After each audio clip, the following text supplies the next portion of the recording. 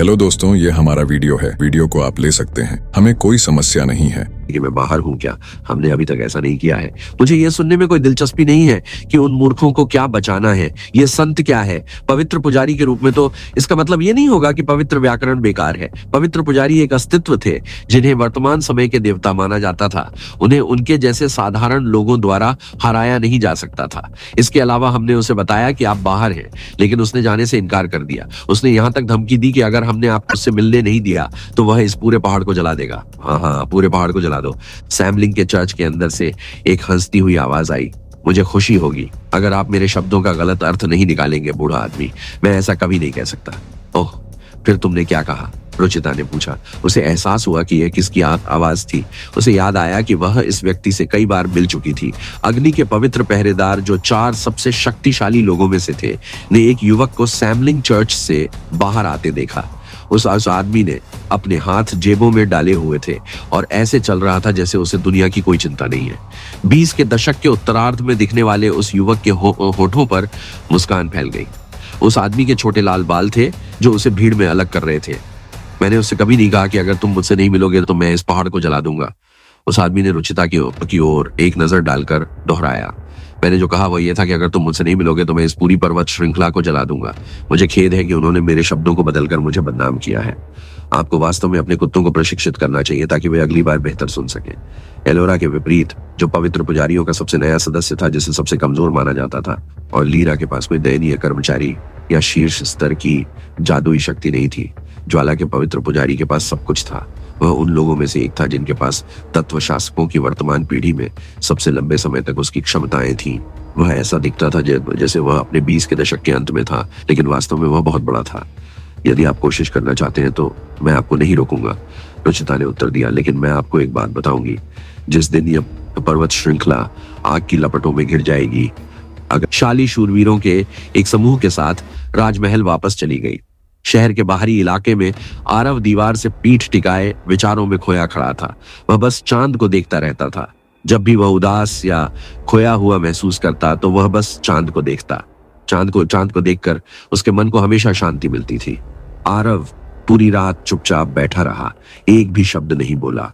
केवल सुबह आरव को ऐसा लगा जैसे किसी ने उसके कंधे को छूकर उसे उसके विचारों से बाहर निकाला। अपनी बाईं ओर देखने पर उसने एक महिला को देखा जो 70 साल की लग रही थी। जवान आदमी, तुम्हें कुछ परेशान कर रहा है? बूढ़ी औरत ने पूछा। आरव ने अपना सिर हिलाया। क्या तुम्हारे पास खाने के लिए पैसे नहीं है या कुछ और? उसके बगल में किसी ने पूछा कि क्या आरव को बूढ़ी औरत की संगति में बुरा नहीं लगा। एक सवाल मुझे परेशान कर रहा है। वह सवाल जो बूढ़ी औरत ने पूछा था, मैंने अपने दोस्त से वादा किया था कि मैं उसके परिवार की देखभाल करूंगी, लेकिन मुझे पता चला कि उसका परिवार पहले ही मर चुका है। मुझे नहीं पता कि मुझे क्या करना चाहिए। हेलो दोस्तों, ये हमारा वीडियो है। वीडियो को आप ले सकते हैं, हमें कोई समस्या नहीं है। नॉवेल ऑफ किंग चैनल को सब्सक्राइब करें, लाइक, शेयर और ज्यादा से ज्यादा कमेंट करना। अगले पार्ट के लिए धन्यवाद। क्या मुझे उन सभी को मार देना चाहिए जिन्होंने उन्हें मारा? लेकिन इससे उसका परिवार किसी भी मामले में वापस नहीं आएगा। मैंने सभी लाभ लेने के बाद उसे पहले ही निराश कर दिया है।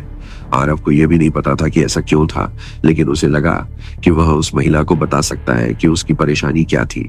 हालांकि उसने विस्तृत जानकारी नहीं दी। क्या इसका उत्तर सरल नहीं है?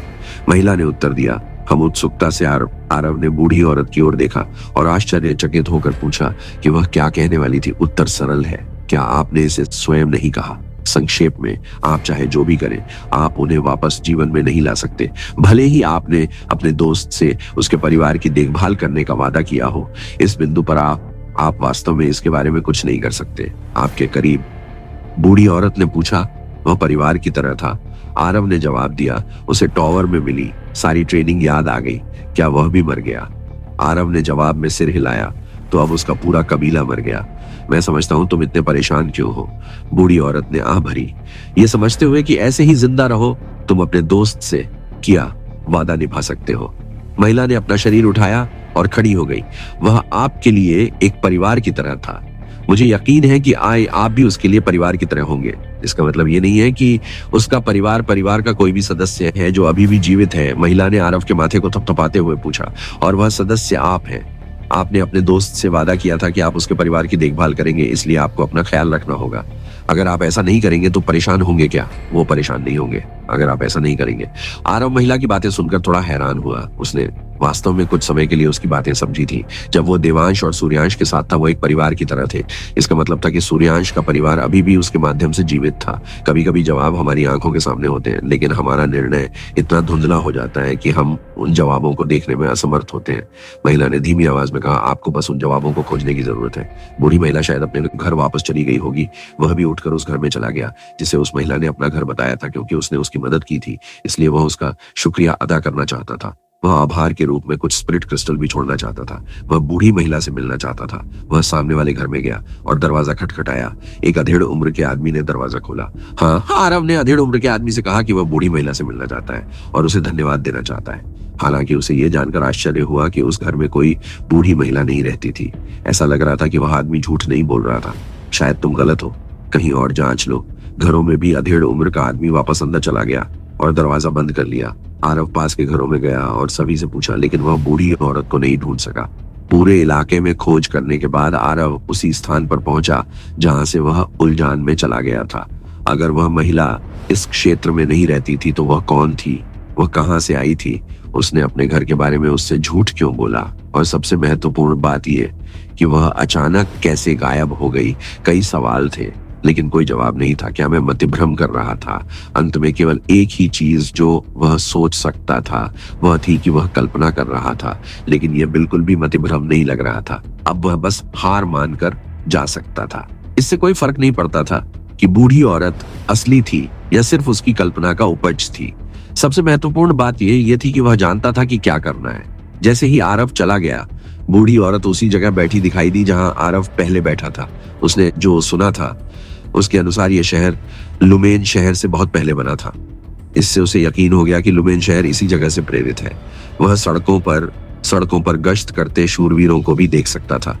वास्तव में उसने इस जगह पर जादूगरों से ज्यादा शूरवीरों को देखा। इसके अलावा लोग जादूगरों से ज्यादा शूरवीरों का सम्मान करते थे। इस शहर में जादूगरों का सम्मान आम नागरिकों से थोड़ा ही ज्यादा था। उनसे ऊपर शूरवीर थे और शूरवीरों से ऊपर राजघराने थे। लुमिना शहर में आरव ने ऐसी दुकानें देखी थी जो मानव निर्मित कलाकृतियां बेचती थी। हालांकि इस शहर में ऐसी और भी बहुत सी दुकानें थी। चूंकि यह शहर शूरवीरों से भरा हुआ था जो मुख्य रूप से अपनी ताकत और जादुई खजाने पर निर्भर थे, इसलिए यह जगह एक कारीगर के लिए बेचने के लिए एक स्वप्न लोक की तरह थी। ज्यादातर दुकानें ग्राहकों से भरी हुई थी। ज्यादातर ग्राहक 20 से 30 साल की उम्र के लोग थे। नाइट्स टूर्नामेंट ने इन सभी लोगों को यहाँ खींचा होगा। वे सभी एक अच्छा चाहते हैं ताकि वे टूर्नामेंट में अपना सर्वश्रेष्ठ प्रदर्शन कर सकें। आरव को यह देखकर आश्चर्य नहीं हुआ कि लोग नाइट टूर्नामेंट के लिए इतने पागल थे। ऐसा अक्सर नहीं होता था कि कोई किसी राज्य की सबसे बड़ी राजकुमारी से शादी करे और अगर वे यह टूर्नामेंट जीत जाते हैं तो वे राजकुमारी के पति बन जाते हैं। मुझे आश्चर्य है कि क्या रेसिया साम्राज्य ही एकमात्र जगह है जहां इस तरह से राजकुमारियों के लिए पति का चयन किया जाता है। उसने सोचा कि उसने लुमिना या यान साम्राज्य में ऐसा होते हुए नहीं सुना था, इसलिए यह निश्चित रूप से आम नहीं था। दूर से वह शाही महल भी देख सकता था क्योंकि यह सबसे ऊंचा महल था, इसलिए यह शहर के लगभग हर कोने से दिखाई देता था। शुरू में वह शाही परिवार के साथ कोई सौदा नहीं करना चाहता था। वह बस वह चीज लेना चाहता था जिससे उसका शरीर मजबूत हो जाए और वहां से चला जाए। लेकिन नई खोजों के बाद उसने अपना मन बदल लिया। वह एक शाही परिवार बनना चाहता था। अगर मैं गलत नहीं हूं तो मौजूदा राज परिवार ही वह कुलीन परिवार होगा जिसने सूर्यांश के वंशजों के खिलाफ झूठ फैलाया और ऐसी लहर पैदा की। अगर सूर्यांश का साम्राज्य उनके हाथ में रहा तो यह अफसोस की बात होगी। वह अभी भी बुढ़िया की कही बातें नहीं भूल पाया था। भले ही उसका सूर्यांश से खून का रिश्ता नहीं था, लेकिन वह किसी परिवार से कम नहीं था। इसीलिए उसने व्यक्तिगत रूप से कदम उठाने का फैसला किया। उसने तय कर लिया था कि यह साम्राज्य सूर्यांश का है। मैं उसके बदले में यह साम्राज्य संभालूंगा। सम्राट बनना मेरा काम होगा, बस इतना ही। आरव ने अंततः निर्णय ले लिया था कि साम्राज्य संत राजा और सूर्यांश के वंशजों से छीन लिया गया है। अब जब वे सभी वंशज मर चुके थे तो साम्राज्य को उसके असली मालिकों को वापस करने का कोई रास्ता नहीं था। वह यह सुनिश्चित करने के लिए केवल एक ही तरीका सोच सकता था कि साम्राज्य सूर्यांश के परिवार में ही रहे। वह स्वयं सम्राट बन गया, भले ही रक्त से ना हो। वह सूर्यांश के परिवार का हिस्सा था और उसे यकीन था कि सूर्यांश भी यही चाहता होगा।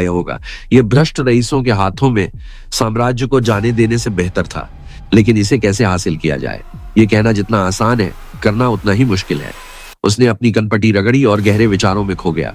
उसने अंतिम लक्ष्य तय कर लिया था, लेकिन उस लक्ष्य तक पहुंचने के लिए कौन सा रास्ता अपनाना है, यह अभी तय किया जाना बाकी था। अगर वह चाहता तो वर्तमान शाही परिवार को नष्ट कर सकता था। यह आसान नहीं था, क्योंकि परिवार की रक्षा करने वाले सभी शूरवीर थे, लेकिन उसे विश्वास था कि वह यह कर सकता है। हालांकि यह उत्तर नहीं था, भले ही वर्तमान शाही परिवार गिर गया हो, यह आसपास के सभी राज्यों और यहाँ तक कि चर्चों का ध्यान आकर्षित करेगा। अगर किसी को पता चल गया कि वह वास्तव में कौन है, तो ये एक आपदा होगी, पूरी दुनिया के साथ एक पूर्ण युद्ध बन जाएगा।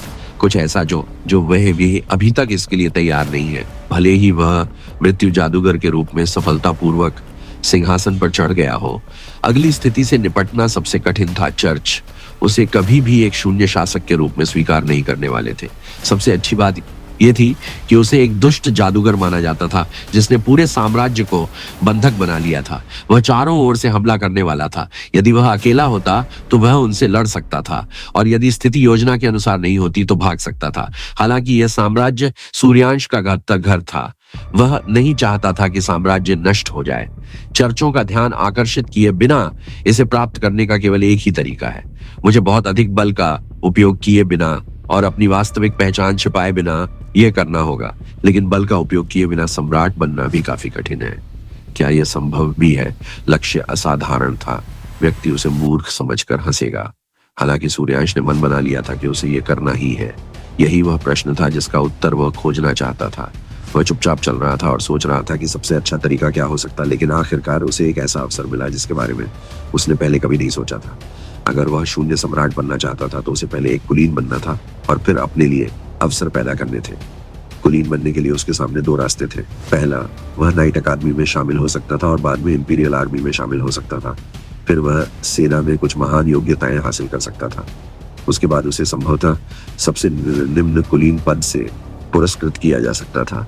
दुर्भाग्य से वह विकल्प एक दीर्घकालिक निवेश था और यह निश्चित नहीं था कि वह ऐसा कर पाएगा या नहीं। और इस तरह से कुलीन बनने के बाद भी वह उस समय तक सबसे निम्न स्तर का कुलीन बनने वाला था। आशावादी अनुमानों के अनुसार भी उसका मानना था कि सम्राट के पद तक पहुंचने में उसे वर्षों लग सकते हैं, भले ही वह अपनी सारी चालें चल ले। उसने इस विकल्प को पूरी तरह से खारिज कर दिया। एकमात्र अन्य विकल्प किसी अन्य कुलीन से विवाह करना था, जिससे वह सीधे कुलीन बन सकता था।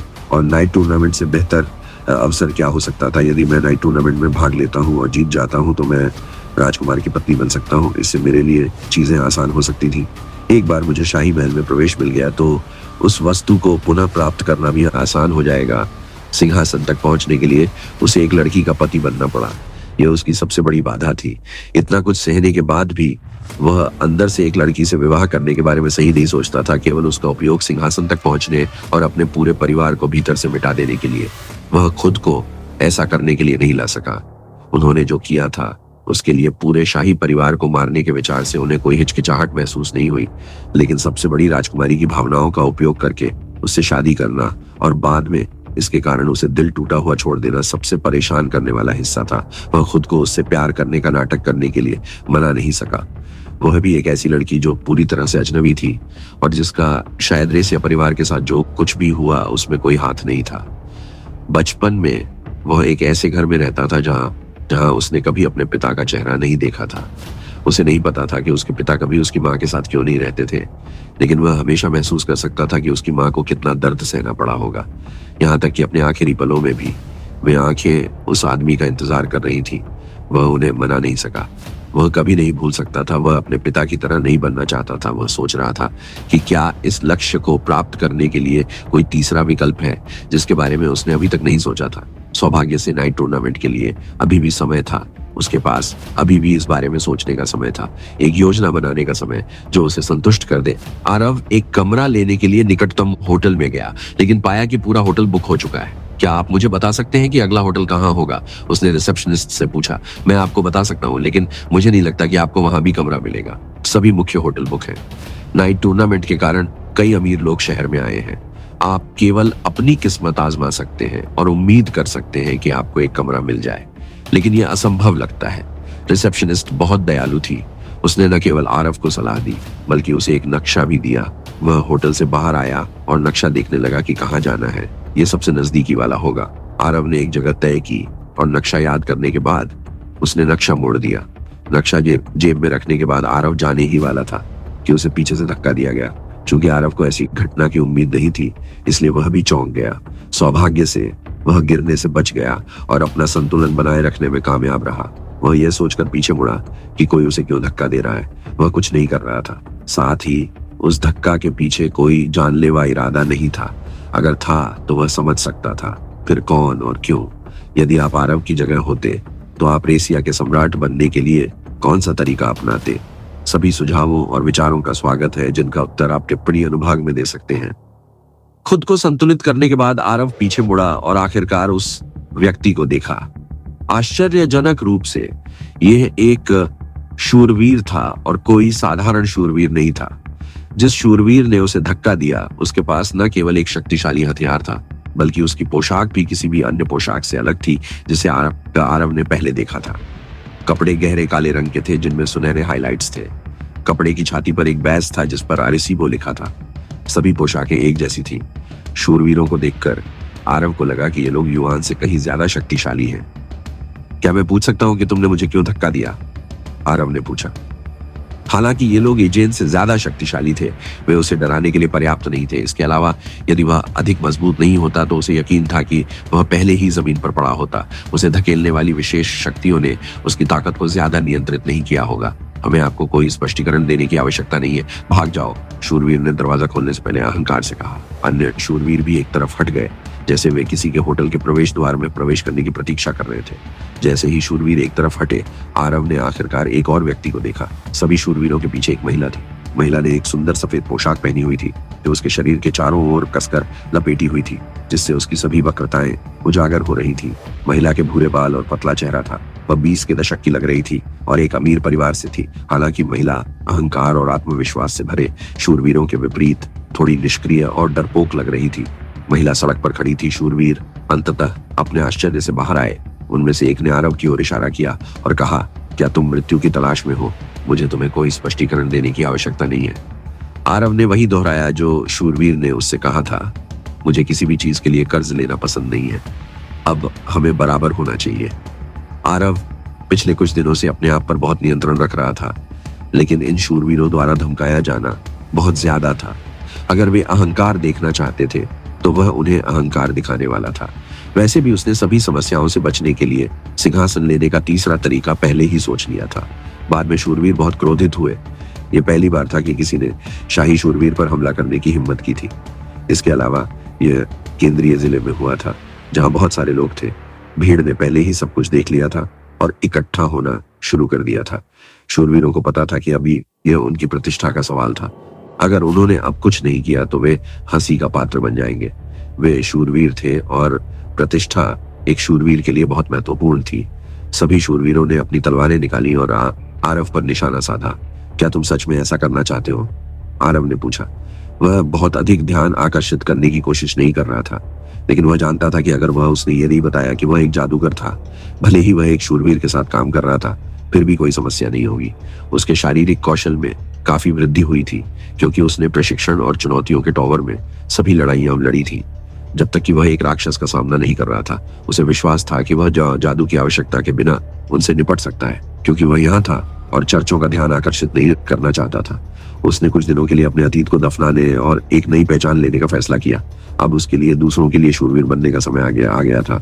उसे सिंहासन तक पहुंचने के लिए बहुत सारी तैयारियां करनी थी। चूंकि उसने एक महान उपाधि पाने के लिए राजकुमारी का उपयोग करने या शाही साम्राज्य की सेवा करने का विचार छोड़ दिया था, उसने एक अलग दृष्टिकोण अपनाने का फैसला किया और यहीं से वह सब कुछ शुरू करने जा रहा था। शूरवीर होने के बावजूद आप लोग बिना किसी कारण के दूसरों पर हमला करते हैं। संत राजा ने हमें सिखाया कि कोई कितना भी शक्तिशाली क्यों ना हो, शूरवीर का काम लोगों की रक्षा करना है, न कि अपने अहंकार के कारण लोगों को चोट पहुंचाना। आरव ने घोषणा की, आप लोग सत्ता के नशे में चूर हो गए और एक शूरवीर की सबसे बुनियादी शपथ खो दी। मेरे लिए आपको सबक सिखाना ही उचित था। आप कौन होते हैं? हमें सबक सिखाने वाले। क्या आप जानते भी हैं कि हम कौन हैं? आप एक आम आदमी हैं।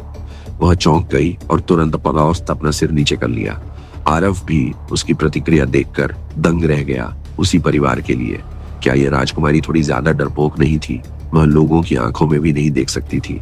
वह यान की राजकुमारी और लुमेन की राजकुमारी से काफी अलग थी, जिनसे वह पहले मिल चुका था। जिस शूरवीर को आपको आरव ने लात मारी थी, वह पहले ही बेहोश हो चुका था। सौभाग्य से उसे ज्यादा चोट नहीं आई थी। स्थिति अभी भी तनावपूर्ण थी, क्योंकि एक व्यक्ति शाही शूरवीरों के सामने खाली हाथ खड़ा था, जो उस पर तलवारें तान रहे थे। आम आदमी आरव ने राजकुमारी पर ज्यादा ध्यान नहीं दिया। उसने अपना ध्यान वापस अपने सामने खड़े शूरवीरों की ओर लगाया, जो इस तरह लग रहे थे कि अगर उसने आत्मसमर्पण नहीं किया तो वे हमला कर देंगे। क्या आपको यकीन है कि मैं एक आम आदमी हूँ? आरव ने पूछा। उसके आत्मविश्वास भरे लहजे ने शाही शूरवीरों को भी हैरान कर दिया। आरव कुछ देर पहले ही होटल से निकला था और वह नक्शा देख रहा था कि उसका अगला गंतव्य क्या होगा। वह बहुत डरपोक थी। उसने कुछ बार अपना हाथ भी उठाया, उसका ध्यान आकर्षित करने के लिए अपना हाथ उसके कंधे पर रखा, लेकिन वह हिम्मत नहीं जुटा पाई। अंत में उसके साथ आए शाही शूरवीरों को थोड़ा गुस्सा आया। आरव को एक तरफ हटने के लिए याद दिलाने की जहमत उठाने की बजाय उनमें से एक ने उसे रोकने के लिए कोई बल प्रयोग किए बिना उसे एक तरफ धकेल दिया, इस तथ्य की परवाह किए बिना कि इससे उसे चोट लग सकती है। वर्तमान समय रेसिया के वर्तमान शाही राजवंश ने वैध शासकों को हटाकर सिंहासन संभाला। उनका उत्थान रेसिया राजवंश के पतन पर निर्भर था। अब एहसान चुकाने की बारी उसकी थी। आरव समझ गया कि अगर वह सिंहासन लेना चाहता है, उसे वर्तमान शाही वंश को भी नीचे खींचना होगा। आरव ने पहले से ही चर्चों का ध्यान आकर्षित किए बिना सिंहासन पर कब्जा करने का एक तरीका सोच लिया था। उसे तीसरे विकल्प की आवश्यकता थी और उसने एक पर फैसला किया था। एकमात्र समस्या यह थी कि यह उन सभी शर्तों को पूरा नहीं करता था जिनकी वह तलाश कर रहा था, लेकिन यह उसकी इच्छा के सबसे करीब था। यदि संभव हो तो उसकी योजना को 3 मानदंडों को पूरा करना था। पहला, सिंहासन पर कब्जा करने के लिए एक वैध तरीका का उपयोग करे, ताकि भविष्य में चर्चों द्वारा कोई हमला या कोई विद्रोह न हो। वह उन्हें एरेसिया साम्राज्य के साथ संघर्ष में कूदने का कोई कारण नहीं देना चाहता था। दूसरा, चर्च का ध्यान आत्म आकर्षित करने से बचे। और तीसरा, यदि संभव हो तो रक्तपात से बचे, ताकि वह वास्तविक आपात स्थितियों के लिए अपनी ताकत बचा सके। अपनी योजना के साथ उसने पहले से ही 2 शर्तों को पूरा कर लिया था। उसने सूर्यांश के वंश से सिंहासन पर कब्जा करने का फैसला किया था। अंतिम जीवित वंशज के रूप में उसने आगे आने का फैसला किया था। आखिरकार अगर वह सूर्यांश के वंश से होने का दावा करता है, तो इसका मतलब है कि वह संत राजा के शुद्ध वंश से है। वह संत राजा के प्रति लोगों की भक्ति का इस्तेमाल करके उन्हें अपने पक्ष में कर सकता है। इस तरह वह निश्चित रूप से सिंहासन पर अपना अधिकार जता सकता है। अगर वह यह उजागर कर सके कि कैसे रेसिया कबीले को धोखा दिया गया और लोगों से उनके बारे में झूठ बोला गया, इस तरह अगर वह इस पूरी स्थिति को अधिग्रहण के बजाय उत्तराधिकार को लेकर आंतरिक संघर्ष में बदल सके, तो वह चर्चों और अन्य साम्राज्यों के हस्तक्षेप से बच सकता है। अगर ये एक आंतरिक संघर्ष था, तो उनके पास हस्तक्षेप करने का कोई वैध कारण नहीं था, क्योंकि चर्चों को तटस्थ रहना चाहिए और केवल जादूगरों या विशेष रूप से काले जादूगरों के मामलों में शामिल होना चाहिए।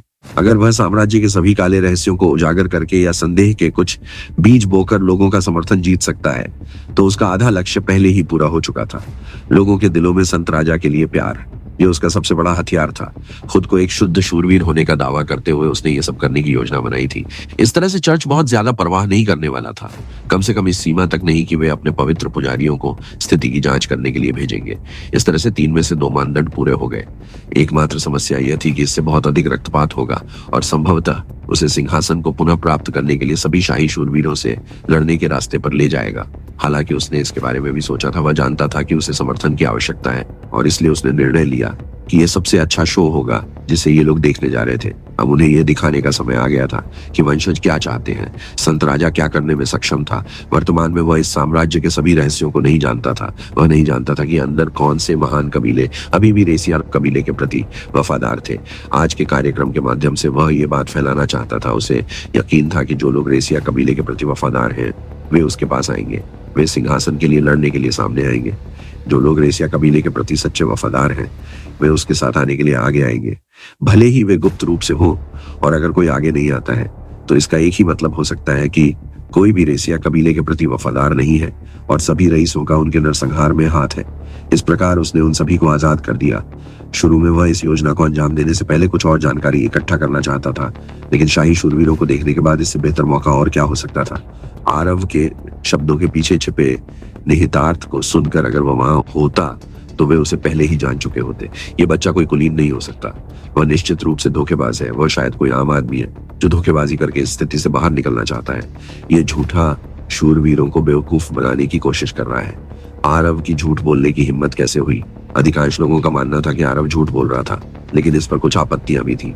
रुको, तो क्या हुआ अगर वह हमारे राज्य का कुलीन नहीं है? क्या हुआ अगर उसका मतलब है कि वह किसी पड़ोसी राज्य का कुलीन है? उस स्थिति में यह स्पष्ट है कि शूरवीर उसे नहीं जानते होंगे। संभव है कि बहुत सारे विदेशी शूरवीर टूर्नामेंट के लिए शहर में प्रवेश कर रहे हो। अगर ऐसा है तो क्या उन पर हमला करना, निराला करना एक बड़ी राजनीतिक समस्या नहीं मानी जाएगी? शूरवीरों ने भी यही सोचा। क्या यह आदमी किसी पड़ोसी राज्य का कुलीन था तो यह समझा जा सकता है कि वह इतना घमंडी क्यों था? क्या आप किसी पड़ोसी राज्य के कुलीन हैं? शूरवीरों में से एक ने पूछा। आरव ने अपना सिर हिलाया। मैं किसी पड़ोसी राज्य का कुलीन नहीं हूं, तो आप कौन हैं? दूसरे शाही शूरवीर ने भौहें सिकोड़ी। आखिरकार योजना को अंजाम देने और भविष्य के लिए बीज बोने का क्षण आ गया। मैं हूं, यह शोर क्या है? यहाँ भीड़ क्यों है? आरव अपनी योजना को अंजाम देने के लिए थोड़ा पहले से ही तैयार था, लेकिन इससे पहले कि वह अपनी पहचान बता पाता उसने पीछे से आती आवाज सुनी। आवाज में कोई जादू नहीं था, लेकिन फिर भी वह कुछ दबाव महसूस कर सकता था। यह उसे प्रभावित करने की कोशिश कर रहा था। काफी नहीं, लेकिन फिर भी काफी। उसके विपरीत का भाव समझिए। अन्य लोग और भी अधिक हैरान दिखे, खासकर शूरवीर। सभी शाही शूरवीरों ने उस दिशा में देखा जहां से आवाज आ रही थी और घुटनों के बल बैठ गए। भीड़ भी हैरान दिखी। उन्होंने तुरंत रास्ता साफ कर दिया। जैसे ही भीड़ एक तरफ हटी, आरव भी हैरान रह गया। उसके पीछे दो लोग थे। उनमें से एक 40 साल का था। उस आदमी ने अरसी बोशाही पोशाक पहन रखी थी।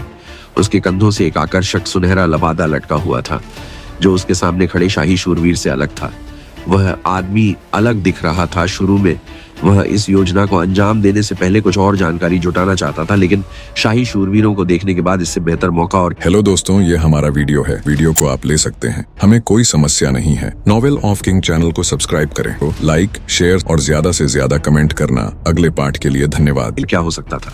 अगर आरव वहां होता तो उसके शब्दों के पीछे छिपे निहितार्थ को सुनकर वे उसे पहले ही जान लेते। ये बच्चा कोई महान व्यक्ति नहीं हो सकता। वह निश्चित रूप से धोखेबाजी कर रहा है।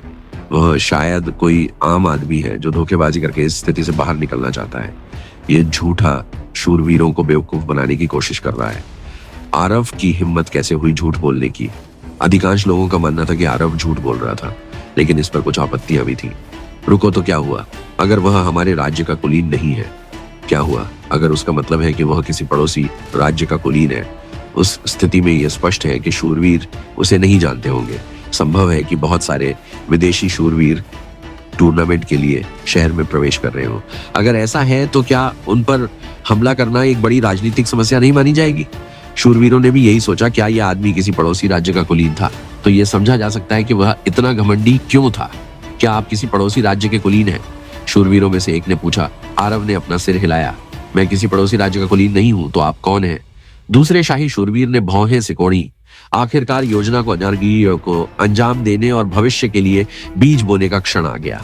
मैं हूं, यह शोर क्या है? यहाँ भीड़ क्यों है? आरव अपनी योजना को अंजाम देने के लिए थोड़ा पहले से ही तैयार था, लेकिन इससे पहले कि वह अपनी पहचान बता पाता उसने पीछे से आती आवाज सुनी। आवाज में कोई जादू नहीं था, लेकिन फिर भी वह कुछ दबाव महसूस कर सकता था। यह उसे प्रभावित करने की कोशिश कर रहा था। काफी नहीं, लेकिन फिर भी काफी। उसके विपरीत का भाव समझिए। अन्य लोग और भी अधिक हैरान दिखे, खासकर शूरवीर। सभी शाही शूरवीरों ने उस दिशा में देखा जहां से आवाज आ रही थी और घुटनों के बल बैठ गए। भीड़ भी हैरान दिखी। उन्होंने तुरंत रास्ता साफ कर दिया। जैसे ही भीड़ एक तरफ हटी, आरव भी हैरान रह गया। उसके पीछे दो लोग थे। उनमें से एक 40 साल का था। उस आदमी ने अरसी बोशाही पोशाक पहन रखी थी। उसके कंधों से एक आकर्षक सुनहरा लबादा लटका हुआ था, जो उसके सामने खड़े शाही शूरवीर से अलग था। वह आदमी अलग दिख रहा था। शुरू में वह इस योजना को अंजाम देने से पहले कुछ और जानकारी जुटाना चाहता था, लेकिन शाही शूरवीरों को देखने के बाद इससे बेहतर मौका और क्या हो सकता था? अगर आरव वहां होता तो उसके शब्दों के पीछे छिपे निहितार्थ को सुनकर वे उसे पहले ही जान लेते। ये बच्चा कोई महान व्यक्ति नहीं हो सकता। वह निश्चित रूप से धोखेबाजी कर रहा है। वह शायद कोई आम आदमी है जो धोखेबाजी करके इस स्थिति से बाहर निकलना चाहता है। यह झूठा शूरवीरों को बेवकूफ बनाने की कोशिश कर रहा है। आरव की हिम्मत कैसे हुई झूठ बोलने की? अधिकांश लोगों का मानना था कि आरव झूठ बोल रहा था, लेकिन इस पर कुछ आपत्तियां भी थी। रुको, तो क्या हुआ? अगर वह हमारे राज्य का कुलीन नहीं है, क्या हुआ? अगर उसका मतलब है कि वह किसी पड़ोसी राज्य का कुलीन है, उस स्थिति में यह स्पष्ट है कि शूरवीर उसे नहीं जानते होंगे। संभव है कि बहुत सारे विदेशी शूरवीर टूर्नामेंट के लिए शहर में प्रवेश कर रहे हो। अगर ऐसा है तो क्या उन पर हमला करना एक बड़ी राजनीतिक समस्या नहीं मानी जाएगी? शूरवीरों ने भी यही सोचा। क्या यह आदमी किसी पड़ोसी राज्य का कुलीन था? तो यह जांचा जा सकता है कि वह इतना घमंडी क्यों था। क्या आप किसी पड़ोसी राज्य के कुलीन हैं? शूरवीरों में से एक ने पूछा। आरव ने अपना सिर हिलाया। मैं किसी पड़ोसी राज्य का कुलीन नहीं हूं। तो आप कौन हैं? दूसरे शाही शूरवीर ने भौहें सिकोड़ी। आखिरकार योजना को अंजाम देने और भविष्य के लिए बीज बोने का क्षण आ गया। मैं हूं यह शोर। क्या है यहाँ? भीड़ क्यों है? आरव अपनी योजना को अंजाम देने के लिए थोड़ा पहले से ही तैयार था, लेकिन इससे पहले कि वह अपनी पहचान बता पाता, उसने पीछे से आती आवाज सुनी। आवाज में कोई जादू नहीं था, लेकिन फिर भी वह कुछ दबाव महसूस कर सकता था। यह उसे प्रभावित करने की कोशिश कर रहा था, काफी नहीं, लेकिन फिर भी काफी उसके विपरीत का भाव समझिए। अन्य लोग और भी अधिक हैरान दिखे, खासकर शूरवीर। सभी शाही शूरवीरों ने उस दिशा में देखा जहां से आवाज आ रही थी और घुटनों के बल बैठ गए। भीड़ भी हैरान दिखी। उन्होंने तुरंत रास्ता साफ कर दिया। जैसे ही भीड़ एक तरफ हटी, आरव भी हैरान रह गया। उसके पीछे दो लोग थे। उनमें से एक 40 साल का था। उस आदमी ने अरेसीबो शाही पोशाक पहन रखी थी। उसके कंधों से एक आकर्षक सुनहरा लबादा लटका हुआ था, जो उसके सामने खड़े शाही शूरवीर से अलग था। वह आदमी अलग दिख रहा था तो क्या उन पर हमला करना एक बड़ी राजनीतिक समस्या नहीं मानी जाएगी? शूरवीरों ने भी यही सोचा। क्या यह आदमी किसी पड़ोसी राज्य का कुलीन था? तब तो समझ में आता है कि वह इतना घमंडी क्यों था। क्या आप किसी पड़ोसी राज्य के कुलीन हैं? शूरवीरों में से एक ने पूछा। आरव ने अपना सिर हिलाया। मैं किसी पड़ोसी राज्य का कुलीन नहीं हूं। तो फिर आप कौन हैं? दूसरे शाही शूरवीर ने भौहें सिकोड़ी। आखिरकार योजना को अंजाम देने और भविष्य के लिए बीज बोने का क्षण आ गया है। मैं हूं यह शोर। क्या है यहाँ? भीड़ क्यों है? आरव थोड़ी देर पहले ही अपनी योजना को अंजाम देने के लिए तैयार था, लेकिन इससे पहले कि वह अपनी पहचान बता पाता उसने पीछे से एक आवाज सुनी। आवाज में कोई जादू नहीं था, पर फिर भी वह कुछ दबाव महसूस कर सकता था। यह उसे प्रभावित करने की कोशिश कर रही थी, काफी नहीं, लेकिन फिर भी उसके लिए काफी है। इसके विपरीत का भाव बनाओ। दूसरे लोग और भी हैरान दिखे, खासकर शूरवीर। उसके पीछे दो लोग थे। उनमें से एक की उम्र 40 साल थी। उस आदमी ने अरेसीबो शाही पोशाक पहन रखी थी। उसके कंधों से एक आकर्षक सुनहरा लबादा लटका हुआ था। उसके सामने वाले शाही शूरवीर से अलग वह आदमी अलग दिख रहा था तो क्या उन पर हमला करना एक बड़ी राजनीतिक समस्या नहीं मानी जाएगी? शूरवीरों ने भी यही सोचा। क्या यह आदमी किसी पड़ोसी राज्य का कुलीन था? तब तो समझ में आता है कि वह इतना घमंडी क्यों था। क्या आप किसी पड़ोसी राज्य के कुलीन हैं? शूरवीरों में से एक ने पूछा। आरव ने अपना सिर हिलाया। मैं किसी पड़ोसी राज्य का कुलीन नहीं हूं। तो फिर आप कौन हैं? दूसरे शाही शूरवीर ने भौहें सिकोड़ी। आखिरकार योजना को अंजाम देने और भविष्य के लिए बीज बोने का क्षण आ गया है। मैं हूं यह शोर। क्या है यहाँ? भीड़ क्यों है? आरव थोड़ी देर पहले ही अपनी योजना को अंजाम देने के लिए तैयार था, लेकिन इससे पहले कि वह अपनी पहचान बता पाता उसने पीछे से एक आवाज सुनी। आवाज में कोई जादू नहीं था, पर फिर भी वह कुछ दबाव महसूस कर सकता था। यह उसे प्रभावित करने की कोशिश कर रही थी, काफी नहीं, लेकिन फिर भी उसके लिए काफी है। इसके विपरीत का भाव बनाओ। दूसरे लोग और भी हैरान दिखे, खासकर शूरवीर। उसके पीछे दो लोग थे। उनमें से एक की उम्र 40 साल थी। उस आदमी ने अरेसीबो शाही पोशाक पहन रखी थी। उसके कंधों से एक आकर्षक सुनहरा लबादा लटका हुआ था। उसके सामने वाले शाही शूरवीर से अलग वह आदमी अलग दिख रहा था। किराया यदि शाही शूरवीर ताकत का एक छोटा तालाब थे, तो मध्यमायु वर्ग का व्यक्ति एक पूरी झील की तरह दिखता था। आरव ने जितने भी शाही शूरवीरों को देखा, वे सभी मनुष्यों द्वारा बनाए गए कृत्रिम खजाने ले जा रहे थे। हालांकि मध्यम आयु वर्ग का व्यक्ति स्पष्ट रूप से एक नया आदमी था। उसकी पीठ पर एक भारी तलवार थी। वह आदमी अभी भी इसे आसानी से ले जा रहा था। आरव को यकीन था कि जिस तलवार को वह आदमी अपनी पीठ पर ढो रहा था, वह एक नुमेल थी। अधिकांश शाही शूरवीर मध्यम आयु वर्ग के व्यक्ति के सामने घुटने टेक रहे थे। यह स्पष्ट था कि वे एक मध्यम आयु वर्ग के व्यक्ति को यह सम्मान दे रहे थे। हालांकि जिस व्यक्ति ने वास्तव में आरव को आश्चर्यचकित किया, वह कोई और था। अधेड़ व्यक्ति के बगल में बैठी एक महिला थी। वह व्यक्ति जिसकी उपस्थिति आरव के लिए एक आपदा की तरह लग रही थी। अधेड़ आदमी की बाह में बैठी महिला बहुत कम उम्र की लग रही थी। आम लोग उसकी आभा को ठीक से महसूस भी नहीं कर पाते थे, जिससे वह आम लोगों से अलग दिखती थी। अजीब बात यह है कि अपनी आभा को छिपाने के बावजूद भी महिला ने अपना तत्व चिन्ह नहीं छिपाया। यह चिन्ह वह था जिसे उसने पहले भी कई बार देखा था, लेकिन इस बार वह अपना तत्व चिन्ह नहीं छुपा पाई। इस चिन्ह के मालिक की आभा साधारण नहीं थी। ये व्यक्ति स्पष्ट रूप से एक पवित्र पुजारी था, एक चर्च का प्रमुख, सैमलिंग के चर्च का प्रमुख। वह यहाँ क्या कर रही है? क्या वह एक अतिथि है जिसे साम्राज्य ने नाई दौरे के लिए आमंत्रित किया है? लेकिन वह इतनी जल्दी में यहाँ क्यों है, जबकि यहाँ के अधिकांश लोग मध्यम आयु वर्ग के व्यक्ति से डरते थे? ये केवल आरव था जो उस महिला से हैरान था। उसे मध्यम आयु वर्ग के व्यक्ति की उतनी परवाह नहीं थी जितनी उसे महिला की परवाह थी। वह एक पवित्र शूरवीर थी। वह केवल 2 बार एक पवित्र शूरवीर से मिला था। पहला था लीरा, जो तुरंत अपने तत्व को पहचान सकती थी, और दूसरी थी एलोरा, जो अपने दस्ताने और लोकेश के डोमेन की बदौलत पानी की पवित्र पुजारी थी। वह उसकी आभा को पहचानने में सक्षम नहीं थी।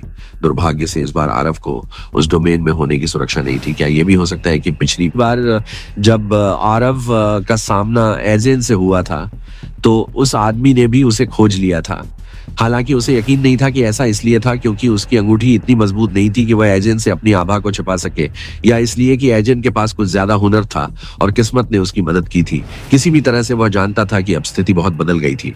आरव ने केवल सम्मन की पवित्र पुजारिन को देखा और फिर मध्यम आयु वर्ग के व्यक्ति की ओर मुड़ गया, क्योंकि वह अभी ज्यादा ध्यान आकर्षित नहीं करना चाहता था। अगर संभव हो तो फिर भी वह लड़ाई के लिए तैयार था। इस चिन्ह के मालिक की आभा साधारण नहीं थी। यह आदमी स्पष्ट रूप से एक पवित्र पुजारी था, एक चर्च का मुखिया, सैमलिंग के चर्च की प्रमुख। वह यहाँ क्या कर रही है? क्या वह अतिथि है जिसे साम्राज्य ने नाई के दौरे के लिए आमंत्रित किया था? लेकिन वह यहाँ इतनी जल्दी में क्यों है, जबकि यहाँ के अधिकांश लोग मध्यम आयु वर्ग के व्यक्ति से डरते थे? केवल आरव ही था जो उस महिला से हैरान था। उसे मध्यम आयु वर्ग के व्यक्ति की उतनी परवाह नहीं थी जितनी उसे महिला की परवाह थी। वह एक पवित्र शूरवीर थी। वह केवल 2 बार एक पवित्र शूरवीर से मिली थी। पहली थी लीरा, जो तुरंत उसके तत्व को पहचान सकती थी, और दूसरी थी एलोरा, जो अपने दस्ताने और लोकेश के डोमेन की बदौलत पानी की पवित्र पुजारिन थी। वह उसकी आभा को पहचानने में सक्षम नहीं थी। दुर्भाग्य से इस बार आरव के पास उस डोमेन में रहने की सुरक्षा नहीं थी। उसके पास एपोफिस की अंगूठी भी नहीं थी। उसके पास केवल वह अंगूठी थी जो स्पेक्टर ने उसे दी थी। उसे नहीं पता था कि क्या अंगूठी उसकी आभा को छिपाने के लिए पर्याप्त थी। यह एक पवित्र पुजारी को मूर्ख बनाने के लिए पर्याप्त थी। यहाँ तक कि अंगूठी के साथ भी ईजेन यह पता लगाने में सक्षम था कि क्या मैं वही हूँ ईजेन से उसकी आभा, क्या आभा इसे छिपाने के लिए पर्याप्त मजबूत नहीं थी, या क्योंकि एजेन के पास कुछ अन्य कौशल थे और भाग्य ने उसकी मदद की थी। किसी भी तरह से वह जानता था कि स्थिति अब बहुत बदल गई थी। आरव ने केवल सैमलिंग की पवित्र पुजारिन को देखा और फिर मध्यम आयु वर्ग के व्यक्ति की ओर मुड़ गया, क्योंकि वह अभी बहुत अधिक ध्यान आकर्षित नहीं करना चाहता था यदि संभव हो तो, लेकिन वह अभी भी एक लड़ाई के लिए तैयार था। इस निशान के मालिक के पास एक आभा थी जो साधारण नहीं थी। यह व्यक्ति स्पष्ट रूप से एक पवित्र पुजारी था, एक चर्च का प्रमुख, सैमलिंग के चर्च का प्रमुख। वह यहाँ क्या कर रही है? क्या वह एक अतिथि हाइस चिन्ह के स्वामी के पास एक आभा थी जो साधारण नहीं थी? यह व्यक्ति स्पष्ट रूप से एक पवित्र पुजारी था, एक चर्च का प्रमुख, सैमलिंग के चर्च का प्रमुख। वह यहाँ क्या कर रही है? क्या वह एक अतिथि हाइस चिन्ह के स्वामी के पास एक आभा थी जो साधारण नहीं थी? यह व्यक्ति स्पष्ट रूप से एक पवित्र पुजारी था, एक चर्च का प्रमुख, सैमलिंग के चर्च का प्रमुख। वह यहाँ क्या कर रही है? क्या वह एक अतिथि है कि साम्राज्य ने एक दौरे के लिए आमंत्रित किया था? लेकिन वह यहाँ इतनी जल्दी क्यों है, जबकि यहाँ के अधिकांश लोग मध्यम आयु वर्ग के व्यक्ति से डरते थे? केवल आरव ही था जो उस महिला से हैरान था। वह मध्यम आयु वर्ग के व्यक्ति की उतनी परवाह नहीं करता था जितना वह उस महिला की परवाह करता था। वह एक पवित्र शूरवीर थी। वह केवल 2 बार एक पवित्र शूरवीर से मिला था। पहला लीरा था जो तुरंत अपने तत्व को पहचान सकती थी, और दूसरी एलोरा थी जो अपने दस्ताने और लोकेश के डोमेन की बदौलत पानी की पवित्र पुजारिन थी। वह उसकी आभा को पहचानने में सक्षम थी। दुर्भाग्य से इस बार आरव के पास उस डोमेन में होने की सुरक्षा नहीं थी। उसके पास एपोफिस की अंगूठी भी नहीं थी। उसके पास केवल वह अंगूठी थी जो स्पेक्टर ने उसे दी थी। वह नहीं जानता था कि अंगूठी उसकी आदि आभा को छिपाने के लिए पर्याप्त मजबूत थी या नहीं। ये एक पवित्र पुजारी को मूर्ख बनाने के लिए पर्याप्त थी। अंगूठी के साथ भी एजेन ये पता लगाने में सक्षम था और भाग्य ने उसकी मदद की थी। किसी तरह वह जानता था कि अब स्थिति बहुत बदल गई है। आरव ने केवल सैमलिंग की पवित्र पुजारिन को देखा और फिर मध्यम आयु वर्ग के व्यक्ति की ओर मुड़ गया, क्योंकि वह अभी संभव हो तो बहुत अधिक ध्यान से आकर्षित नहीं करना चाहता था। हालांकि वह अभी भी लड़ाई के लिए तैयार था। रुचिका वह व्यक्ति थी जो पवित्र पुजारिन बनने से पहले किसी भी चर्च की सदस्य नहीं थी। कुछ कहानियों के अनुसार ऐसा कहा जाता है कि जब शुरू में सूर्य के पवित्र ग्रिमोर ने उसे नए गुरु के रूप में चुना तो उसने तुरंत इसे अस्वीकार कर दिया। उसने ग्रिमोर को छूने से भी इनकार कर दिया और इसे अपने समय की बर्बादी कहा। उसके इनकार ने सैमलिंग के चर्च को बहुत नाराज कर दिया, क्योंकि उन्हें लगा कि लड़की कह रही थी कि उनका चर्च उनके समय के लायक नहीं है। उसके कार्यों ने उन्हें इतना क्रोधित कर दिया कि सूर्य के चर्च के कई प्रमुख पादरियों ने उसे मारने का फैसला, ऐसा कहा जाता है कि जब उस पर हमला किया गया और वह मरने के कगार पर थी तो उसने वास्तव में सूर्य की पवित्र ग्रिमोयर को स्वीकार कर लिया और उन सभी को मार डाला जो उसे मारने आए थे। इतना ही नहीं, उसने उन सभी को भी मार डाला जो सूर्य के चर्च पर कब्जा करने से पहले योजना का हिस्सा थे। रुचिका दुनिया के उस हिस्से में एक ऐसी देवी थी जिसे नाराज नहीं किया जा सकता था। एक पवित्र पुजारी अतिथि के रूप में शूरवीरों की प्रतियोगिता में भाग लेने जा रहा था। यही बात आरव ने युआन से सुनी थी। यद्यपि शूरवीर के प्रतियोगिता में आने में अभी समय था, उसे उम्मीद नहीं थी कि वह व्यक्ति इतनी जल्दी यहाँ आ जाएगा। इसके अलावा वह व्यक्ति पवित्र पुजारियों के बीच सबसे बड़ा सिरदर्द था, संत शूरवीर। सभी शाही शूरवीरों ने मध्यम आयु वर्ग के व्यक्ति का बड़े सम्मान के साथ स्वागत किया। उनमें से कोई भी नहीं जानता था कि उसके बगल में बैठा व्यक्ति अधिक सम्मान का हकदार है। वह महिला चाहे तो कुछ ही घंटों में इस पूरे साम्राज्य को नष्ट कर सकती है। यहाँ तक कि संत शूरवीर भी उस व्यक्ति को नाराज करने का जोखिम नहीं उठा सकते थे। जब महिला आई तो वह अपने साथ किसी मुख्य पुजारी को भी नहीं लाई थी। यह स्पष्ट था कि उसे अपनी क्षमताओं पर पूरा भरोसा था। संत शूरवीर देख सकते थे कि यहाँ हर कोई उसे सम्मान दे रहा था, सिवाय एक के। वह एक युवक था जो नंगे हाथ खड़ा था। उनसे थोड़ी ही दूर पर संत राजा ने एक शूरवीर को जमीन पर पड़ा देखा। वह शूरवीर के पास गया और पूछा कि वह ठीक है या नहीं। वह बेहोश था। मरा नहीं, रुचिका ने मध्यम आयु वर्ग के व्यक्ति से कहा। बस उसी समय संत शूरवीर ने इसकी पुष्टि की। व्यक्ति की पहचान जानने के बावजूद संत शूरवीर अभी भी थोड़ा हैरान था कि वह बेहोश शूरवीर की जांच करेगी, उसके करीब आए बिना भी। यहाँ मौजूद सभी लोगों में से रुचिका केवल एक व्यक्ति को बड़ी दिलचस्पी से देख रही थी। वह आरव को देख रही थी। आरव भी जानता था कि वह उसे देख रही है और वह संदिग्ध व्यवहार नहीं कर सकता था। अभी उसे यदि संभव हो तो टकराव से बचना था। अगर वह उसकी नजरों से इतना बचता तो उसे यकीन था कि भले ही वह नहीं जानती कि वह एक अजीब तत्व वाला जादूगर है, फिर भी वह जान जाएगी कि कुछ गड़बड़ है। चूंकि वह अपनी आभा छिपा रहा था, जिससे एक सामान्य व्यक्ति के लिए उसे देखना असंभव हो गया था, इसलिए उसके लिए यह देखना संभव नहीं था कि वह एक सामान्य व्यक्ति है या नहीं। उसके लिए लड़की को एक सामान्य व्यक्ति होना चाहिए जब तक कि वह जानबूझकर अपनी आभा न दिखाए। अगर उसने उसे बताया कि वह जानती है कि वह कौन है, तो खेल खत्म हो गया। उसने अपने पीछे बैठी महिला को भी देखा। दो पवित्र पुजारियों की आंखें एक दूसरे से मिली। ऐसा लग रहा था कि दोनों एक दूसरे को देख रहे थे। किसने उसे चोट पहुंचाई? संत शूरवीर की गरजती आवाज गूंजी और उसने गुस्से से पूछा, हमेशा की तरह यह ध्यान में रखते हुए कि वह आखिरकार कुछ कार्रवाई कर सकता है। हालांकि योजना में कुछ मामूली बदलावों के साथ आमतौर पर वह निश्चित था कि यदि उसने वैध उत्तराधिकारी के रूप में सिंहासन के लिए अपने इरादे घोषित किए तो शूरवीर के साथ टकराव होगा। लेकिन रुचिका की उपस्थिति में शूरवीर उसके खिलाफ सीधी कार्रवाई भी नहीं कर सकता था। उसे खुद की रक्षा के लिए अपने कार्यों को उचित ठहराना पड़ा। अब जबकि रुचिका को पता नहीं था कि वह कौन है, तो उसने फैसला किया कि उसकी उपस्थिति शायद वो एक छुपा आशीर्वाद था। वह न केवल योजना के साथ आगे बढ़ सकता था, बल्कि वह रुचिका की उपस्थिति का अपने फायदे के लिए भी उपयोग कर सकता था। तुमने एक शूरवीर पर हमला किया, क्या तुम जानते हो कि शूरवीर पर हमला करने की सजा क्या है? संत शूरवीर ने युवक से पूछा। कांच के दरवाजे के दूसरी तरफ राजकुमारी ऐना आरव को देख रही थी। खुद को बोलने के लिए मजबूर नहीं कर पा रही थी, फिर भी इस अवस्था में भी वह केवल ईर्ष्या महसूस कर सकती थी। आरव की आंखों में आत्मविश्वास देखकर मुझे सजा की पूरी सीमा पता है, लेकिन मुझे यकीन है उस क्षण से वह व्यक्ति अब शूरवीर नहीं रहा, बल्कि संत शूरवीर के सामने शूरवीर की आड़ में एक अन्यायी तानाशाह बन गया था। अधिकांश लोग आमतौर पर इतने डरे हुए होते हैं कि वे ठीक से बोल भी नहीं पाते, लेकिन यह व्यक्ति न केवल बोल रहा था, बल्कि वह इतना स्पष्ट बोल रहा था कि आहाना भी उस युवक की आवाज से चौंक गई और चकित हो गई।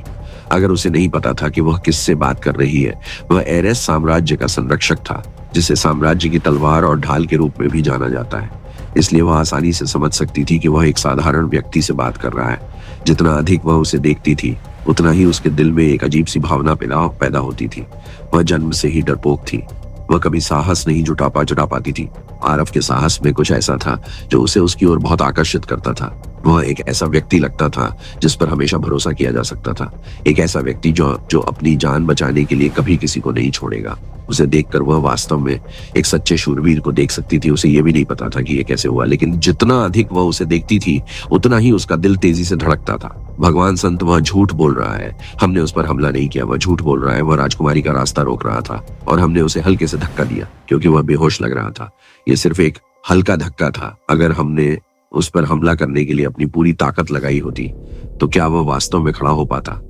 शाही शूरवीरों में से एक ने कहा, भले ही हम उसे चोट न पहुंचाने के लिए इतने विचारशील थे, उसने फिर भी हम में से एक को चोट पहुंचाने के लिए छिपकर हमला किया। यह नीच आदमी अब अपनी जान बचाने के लिए कहानियां बना रहा है। दूसरे शूरवीर ने कहा, क्या यह सच है? संत शूरवीर ने अन्य शाही शूरवीरों से भी पूछा। सभी शाही शूरवीर इस पर सहमत हुए। अंततः उनके पास कुछ और कहने का कोई रास्ता नहीं था। संत शूरवीर को उत्तर मिलने के बाद कुछ भी जानने की आवश्यकता नहीं थी। उसके पास पहले से ही सभी उत्तर थे। उसने एक अजनबी के बजाय अपने शूरवीरों पर भरोसा करना चुना। जवान आदमी, युवा और ऊर्जावान होना एक अच्छी बात है, लेकिन उस ऊर्जा का उपयोग ऐसे घृणित तरीकों से शूरवीर पर हमला करने के लिए करना। संत शूरवीर ने शुरू में अधिक दमन का उपयोग नहीं किया, लेकिन समय के साथ यह स्पष्ट हो गया कि वह क्रोधित हो रहा था। आरव अपने शरीर पर किसी प्रकार का दमन महसूस कर सकता था जो मजबूत और मजबूत होता जा रहा था। चूंकि संत शूरवीर के पास कोई तत्व नहीं था, आरव को यकीन था कि वह इस तरह के दमन में सक्षम नहीं था। वह कलाकृति का उपयोग कर रहा था। वह आरव को अपने घुटनों पर लाना चाहता था ताकि उसे दिखा सके कि आरव ने संत शूरवीर से पूछा, क्या यह पद किसी राजसी व्यक्ति को सिर्फ उसकी उपाधि के कारण नहीं दिया जाता था। यह पद साम राज के सबसे शक्तिशाली योद्धा को दिया जाता था। इसलिए संत शूरवीर का इतना प्रभाव होने के बावजूद वह कुलीन नहीं था। क्या यह भी कोई प्रश्न है? मेरी निष्ठा हमारे साम्राज्य के प्रति है, यह हमारे राजसी परिवार के प्रति है। संत शूरवीर ने घोषित किया कि कौन सा राजसी परिवार। आरव ने अपना प्रश्न थोड़ा बदला और पूछा, क्या आपकी निष्ठा असली राजसी परिवार के प्रति है जो इस साम्राज्य की स्थापना करने वाले संत राजा के वंशज हैं, या आपकी निष्ठा उन गद्दारों के प्रति है जिन्होंने सच्चे उत्तराधिकारी के खिलाफ षड्यंत्र रचा और उन्हें मार डाला? हम न केवल संत शूरवीर बल्कि यहाँ मौजूद हर कोई हैरान था। क्या ये आदमी वास्तव में वर्तमान राज परिवार को गद्दार कह रहा था? ये बकवास है। आप शाही कुल को गद्दार कहने की हिम्मत करते हैं? संत शूरवीर ऐसा अपमान सुनकर क्रोधित हो गया। जब से हेसिया वंश का सफाया हुआ है तब से केवल एक राजसी कबीला इस साम्राज्य की तलवार और ढाल के रूप में बचा है। वह सम्राट का अपमान सुनना सहन नहीं कर सका। क्रोधित होकर संत शूरवीर ने खुद को ऐसे अपमान से रोकना बंद कर दिया और वह भी इस व्यक्ति को सार्वजनिक रूप से गिरफ्तार करने की कोई आवश्यकता नहीं थी। ऐसे अपमान की केवल एक सजा मृत्यु होनी चाहिए। संत शूरवीर ने अपनी तलवार निकाल ली। पलक झपकते ही वह आरव के सामने था और उसने अपनी तलवार घुमाई जो इतनी शक्तिशाली थी कि उसे दो भागों में काट सकती थी, जैसे कि आरव को पहले से ही इसकी उम्मीद थी। वह चाहता तो लियान की तलवार बुलाने के लिए तैयार था। वह खुद को बचाने के लिए जादू का इस्तेमाल कर सकता था, लेकिन रुचिका के सामने उसने अभी ऐसा नहीं किया। वह केवल एक नाई था जो अपनी ताकत और अपने खजाने पर भरोसा करता था। हाँ, आरव हमले को रोकने के लिए लियान की तलवार निकालने वाला था, लेकिन उसने ऐसा नहीं किया क्योंकि उसने देखा कि उसके सामने एक और व्यक्ति प्रकट हुआ है। यह एक महिला थी जो उसके सामने प्रकट हुई जैसे कि वह एक भूत थी। सेंट नाइट ने जल्दी से अपना हमला रोक दिया और पीछे कूद गया। वह उस महिला को नुकसान नहीं पहुंचाना चाहता था। लेडी रुचिका, आप क्या कर रही हैं? उसने आश्चर्य से कहा। न केवल वह बल्कि आरव भी थोड़ा हैरान था। रुचिका उसे बचाने के लिए कूद गई। उसने न केवल उस पर हमला नहीं किया बल्कि उसने सेंट नाइट को भी रोक दिया। मैं उत्सुक हूं कि वह क्या कहना चाहता है, रुचिका ने आलस से कहा। उसे बोलने दो। उसके स्वर से स्पष्ट था कि उसे साम्राज्य के किसी भी योद्धा से कोई आपत्ति नहीं थी। अगर वह चाहती तो आसानी से उन सभी को खत्म कर सकती थी। यहाँ तक कि सेंट नाइट भी उसकी क्षमताओं के बारे में जानता था। वह जानता था कि अगर उसके प्रेमी ने थोड़ी देर पहले भी पवित्र पुजारिन को छुआ होता तो अब तक पूरा शहर नष्ट हो गया होता। लेडी रुचिका, आप हमारे साम्राज्य की अतिथि हैं। आपको स्वयं महामहिम ने आमंत्रित किया है। क्या आप वास्तव में चाहती हैं कि यह आदमी हमारे सम्राट का अपमान करता रहे? एक महिला है, वह उसे अपने मनोरंजन के लिए इस्तेमाल कर रही है। आरव ने सोचा। उसके पास उसकी मदद करने का कोई और कारण नहीं था। रुचिका के बारे में उसने जो सुना था उसके अनुसार वह एक बहुत ही अपरंपरागत पवित्र पुजारिन थी। जो वास्तव में किसी की परवाह नहीं करती थी। उसे बस इस बात की परवाह थी कि वह बोर न हो। जहां भी उसे खुद का मनोरंजन करने का मौका मिलता वह ऐसा करती, भले ही इससे कई लोग परेशान क्यों न हो। आरव ने सोचा कि क्या यहाँ भी अभी ऐसा ही है। अगर वह उसके संघर्ष को अपने मनोरंजन के रूप में देखती तो यह समझा जा सकता था कि उसने उसकी मदद क्यों की। उसके लिए अगर वह मर जाता तो यह मनोरंजन खत्म हो जाता। उसकी रक्षा करके उसने एक तरह से खुद को सुरक्षित कर लिया। इससे कोई फर्क नहीं पड़ता क्या वह अभी मेरी मदद कर रही है। इसका मतलब है इस अवसर का उपयोग करना। शायद अब चीजें मेरी उम्मीद से भी बेहतर होने जा रही है। हाँ, आरव ने रुचिका की ओर देखा। रुचिका के चेहरे पर बहुत अधिक भाव नहीं थे, लेकिन आरव उसकी आंखों में खुशी देख सकता था। युवक, मुझे जवाब दो, तुम शाही परिवार की आलोचना करने वाले कौन होते हो? संत भले ही वीर आरव को मार न सके, पर उन्हें पता था कि रुचिका के जाने के बाद भी वह यहीं रहेगा। वह उस व्यक्ति को गिरफ्तार कर मार सकते हैं, पर उससे पहले वह उनसे जवाब चाहते थे कि वह व्यक्ति कौन था। वह राज परिवार को नाराज करने से क्यों नहीं डर रहा था? क्या वह मौत से नहीं डरता था? उसका आत्मविश्वास कहां से आ रहा था और ऐसा क्यों लग रहा था कि वह राज परिवार से नफरत करता था? अरसिया वंश और वर्तमान राज परिवार के बीच झगड़े का उससे क्या लेना देना था? और आखिर वह वर्तमान राज परिवार को देशद्रोही क्यों कह रहा था? उनके मन में कई सवाल थे। चूंकि यह सब शहर के मुख्य इलाके में हो रहा था, ऐसे में इस तरह के हंगामे ने और भी ध्यान खींचा। वहां पहले से ही हजारों लोग मौजूद थे जो सब कुछ देख रहे थे। आरव ने जवाब में पूछा कि मैं कौन होता हूँ? वर्तमान राज परिवार की आलोचना करने वाला। मैं देशद्रोहियों साम्राज्य की आलोचना क्यों न करूं? मेरे पूर्वजों ने नैतिकता और धार्मिकता का निर्माण किया, जिसके लिए उन्होंने इस साम्राज्य के लिए प्रयास किया। उन्होंने सिंहासन के लिए जो भी सपना देखा था वह सब नष्ट हो गया है। शूरवीर जो मानव जाति की भलाई के लिए काम करने वाले थे, वे राजाओं की तरह काम करते हैं, और देशद्रोही जिनके पास अब कोई अधिकार नहीं है, वे शाही कबीले होने का दिखावा करते हैं। सिंहासन के सच्चे उत्तराधिकारी के अलावा कौन इस बारे में बात कर सकता है? मैं सिंहासन का सच्चा उत्तराधिकारी हूँ। अगर मैं इसके बारे में नहीं बोल सकता तो कौन बोल सकता है? एक वाक्य, सिर्फ एक वाक्य भीड़ में सभी को चौंकाने के लिए पर्याप्त था। रुचिका, जो अब तक भावहीन थी, आखिरकार मुस्कुराई। रुचिका ही असली उत्तराधिकारी है। उस आदमी ने अभी कहा कि वह असली उत्तराधिकारी है। ये कैसे संभव है? वह झूठ बोल रहा है। अन्ना को उसकी बातों पर विश्वास करना मुश्किल था। एक अजनबी सिंहासन का सच्चा उत्तराधिकारी कैसे हो सकता है? क्या यह आदमी फिर झूठ बोल रहा था? शाही शूरवीर भी दंग रह गए। यह आदमी फिर बकवास कर रहा है। वह सिंहासन का सच्चा उत्तराधिकारी कैसे हो सकता है? अपने कबीले से नहीं। वह इस बारे में पूरी तरह आश्वस्त था। तो फिर सच्चा उत्तराधिकारी होने का क्या मतलब था? क्या ये आदमी सच में झूठ बोल रहा था? क्या उसने सच में एक झूठे को सम्माननीय शूरवीर समझ लिया था, या वह सच बोल रहा था? अगर वो सच बोल रहा था और सोचता था कि वो सच्चा वारिस है, जबकि वो मौजूदा राज परिवार को गद्दार कह रहा था, तो क्या इसका मतलब ये हुआ कि ये आदमी तुम्हारा नाम क्या है? सेंट नाइट ने भी यही सोचा। ये आदमी निश्चित तौर पर मौजूदा राज परिवार से नहीं था। अगर वो अब भी गद्दी पर अपना हक जताता है और झूठ नहीं बोल रहा, तो इसका मतलब सिर्फ इतना हो सकता है कि वो उस वंश से था। मेरा नाम है आरव। उसने एक गहरी सांस ली और फिर जितना हो सके अपना नाम जोर से बोला, आरव सूर्यवंशी। सच्चा संत राजा आरव सूर्यवंशी का वंशज आरव ने सूर्यवंश परिवार के उपनामों का इस्तेमाल करते हुए नाम बोला। वो इस नाम की ताकत जानता था। भले ही सूर्यवंशी परिवार को गद्दार कहा जाता था, लेकिन ये ज्यादातर रईसों द्वारा किया जाता था, आम लोगों के लिए। सूर्यवंशी परिवार हमेशा सेंट नाइट से जुड़ा हुआ था। अपना नाम बोलते वक्त वो सेंट नाइट का जिक्र जरूर करता था, जो इस साम्राज्य के लिए भगवान की तरह थे। वो परोक्ष रूप से उनके भगवान के वंशज होने का दावा करता था। इतना घमंडी वह जीवित कैसे हो सकता है? हालांकि संत नाइट को यकीन था कि सूर्यवंशी वंश के सभी वंशज विद्रोह में मारे गए थे। क्या यह आदमी स्थिति का फायदा उठाने के लिए अपनी पहचान के बारे में झूठ बोल रहा था? मैं कैसे विश्वास करूं कि आप झूठ नहीं बोल रहे हैं? आखिरकार हम जानते हैं कि पूरा सूर्यवंशी वंश मर चुका है। फिर आप कहां से आए? संत नाइट ने अपनी भौहें सिकोड़ते हुए पूछा।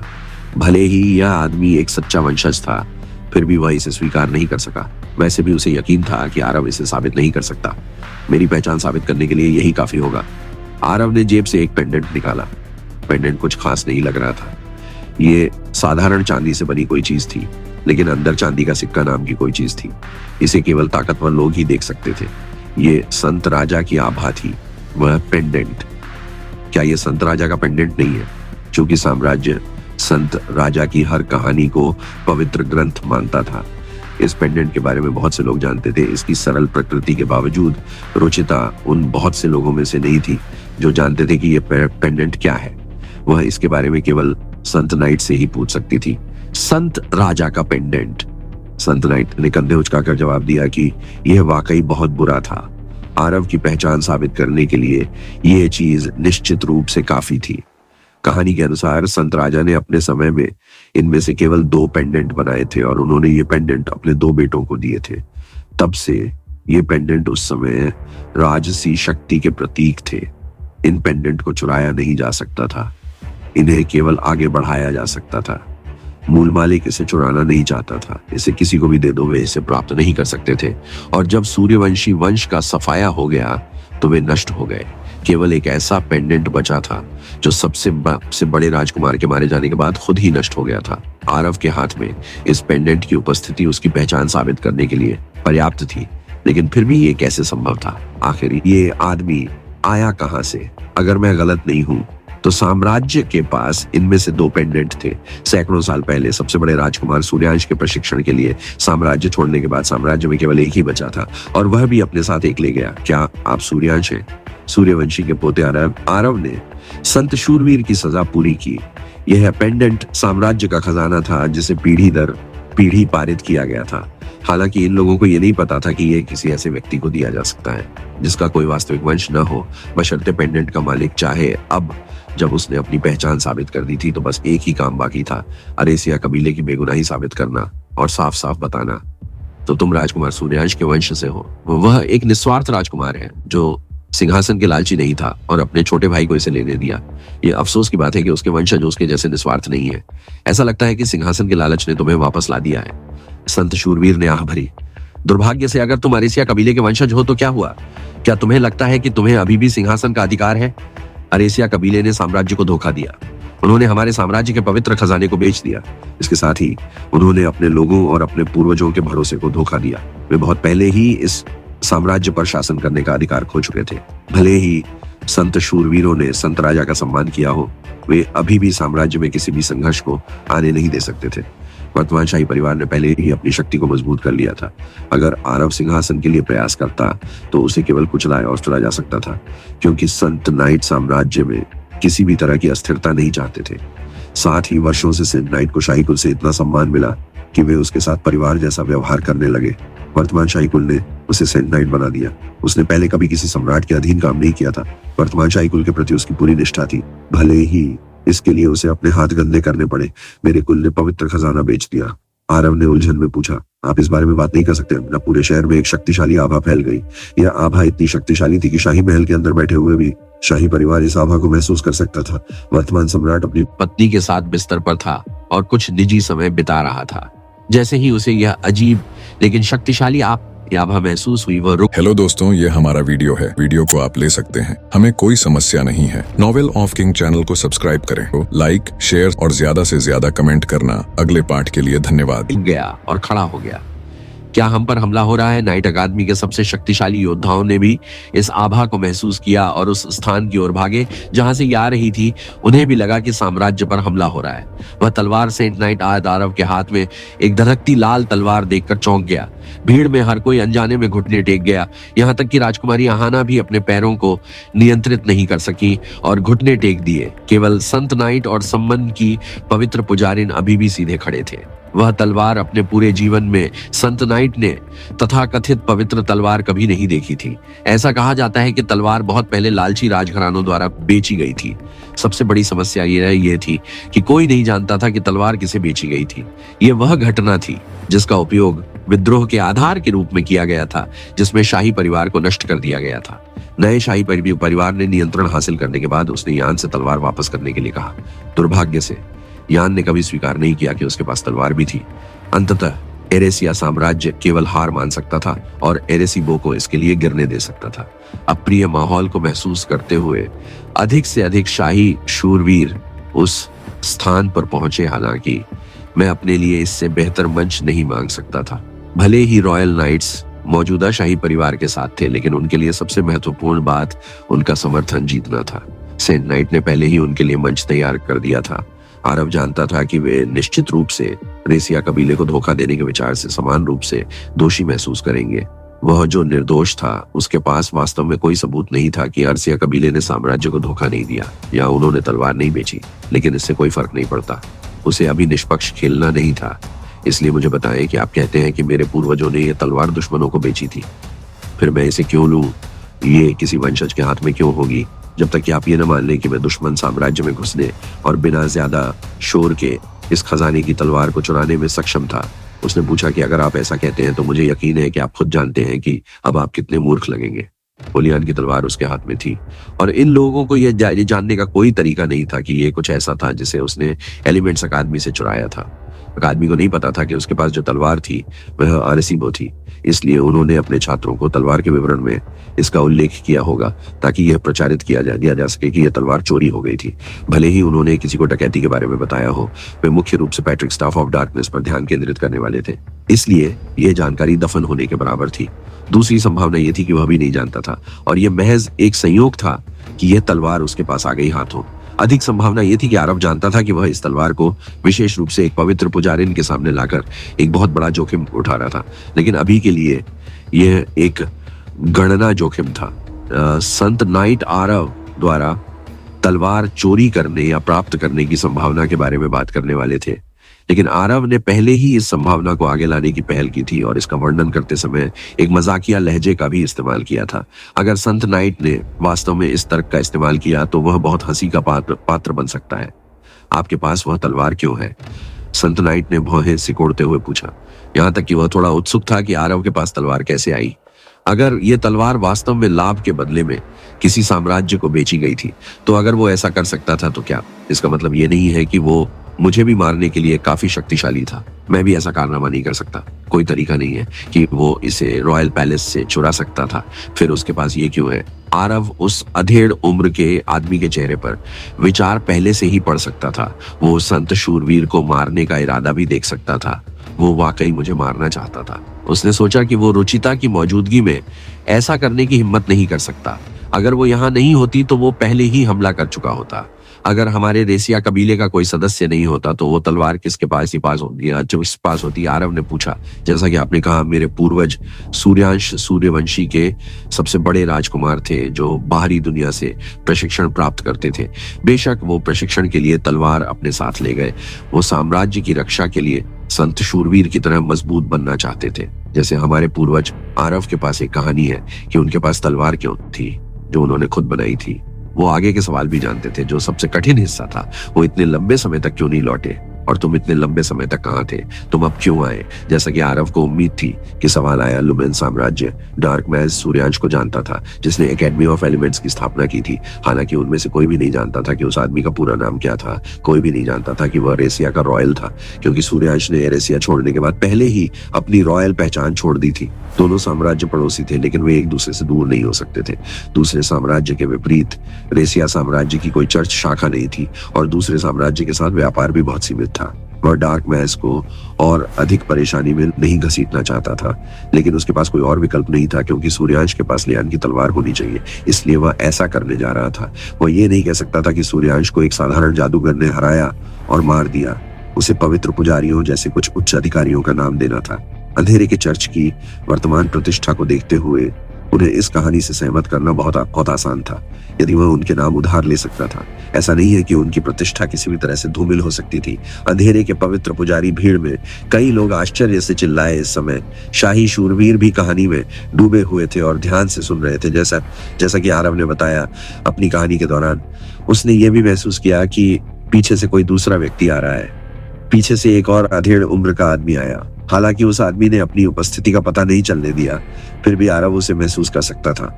ये एक जादूगर डार्क मैज था, लेकिन नेक्रोलिटिक इसे महसूस कर सकता था। उसका आभा जो खजाना छुपा रहा था वो अच्छा था, लेकिन यह उसके दस्ताने और अंगूठियों जितना अच्छा नहीं था। ये संभवतः कुछ मुख्य पुजारियों को मूर्ख बना सकता था, लेकिन पवित्र पुजारी को नहीं, जैसे कि आरव को उम्मीद थी। रुचिता ने भी इसे महसूस किया। उसी समय उसके चेहरे के भाव से आरव को यकीन हो गया कि उसने भी इसे महसूस किया है। हालांकि उसने कुछ नहीं किया और उस व्यक्ति को पूरी तरह से नजरअंदाज कर दिया। वह मूर्ख एक पवित्र पुजारिन से मिला। ऐसा लगता है कि उसने अपने खजाने को कम करके आंका था। आरव ने भी कोई प्रतिक्रिया नहीं की। हालांकि वह एक डार्क मैच था। भगवान सूर्यांश के अंधकार के पवित्र पुजारी से मिलने के बाद क्या हुआ? शाही शूरवीरों में से एक ने पूछा। वह इतना हैरान था कि उसने संत शूरवीर के बोलने का भी इंतजार नहीं किया। उसके बोलने के बाद ही उसे एहसास हुआ कि उसे अपना मुंह बंद रखना चाहिए था।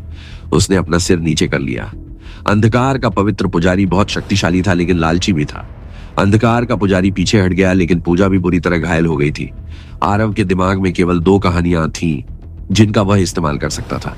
एक थी मौजूदा कहानी और दूसरी ये कि सूर्यांश एक गुप्त क्षेत्र में फंस गया था। अगर उसने दूसरी कहानी चुनी तो उसे लगा कि आगे के सवालों का जवाब देना उसके लिए एक बुरा सपना होगा। इसलिए वह पहली कहानी पर ही अड़ा रहा। किसी कारण से जैसे ही उसने युद्ध के बारे में बात करना समाप्त किया, रुचिता मुस्कुराई। वह बहुत खुश थी। यह बुरा नहीं है, उसने बड़बड़ाया, लेकिन कोई भी उसे सुन नहीं सका।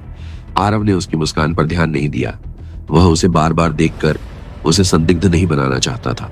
बात करते समय उसने अपना ध्यान संत शूरवीर पर रखा। उसकी आवाज इतनी तेज थी कि हर कोई उसे सुन सकता था। एक पवित्र पुजारी के साथ युद्ध ने हमारे पूर्वज को बहुत भारी नुकसान पहुंचाया। वह तब तक वापस नहीं लौटना चाहता था जब तक वह पर्याप्त रूप से मजबूत न हो जाए, लेकिन इस चोट ने उसे और कमजोर कर दिया। यही कारण है कि वह अपनी मृत्यु से पहले वापस नहीं लौटा। उसने अपनी अगली पीढ़ियों को केवल इसलिए प्रशिक्षित किया ताकि ज्ञान दिया जा सके। वह जानता था कि उसकी चोटों के कारण उसके लिए मजबूत बनना मुश्किल था। यह कठिन था। वह केवल भावी पीढ़ी को प्रशिक्षित कर सकता था। वह किसी ऐसे व्यक्ति के प्रकट होने की प्रतीक्षा कर रहा था जो उसके अनुसार इस तलवार का हकदार था।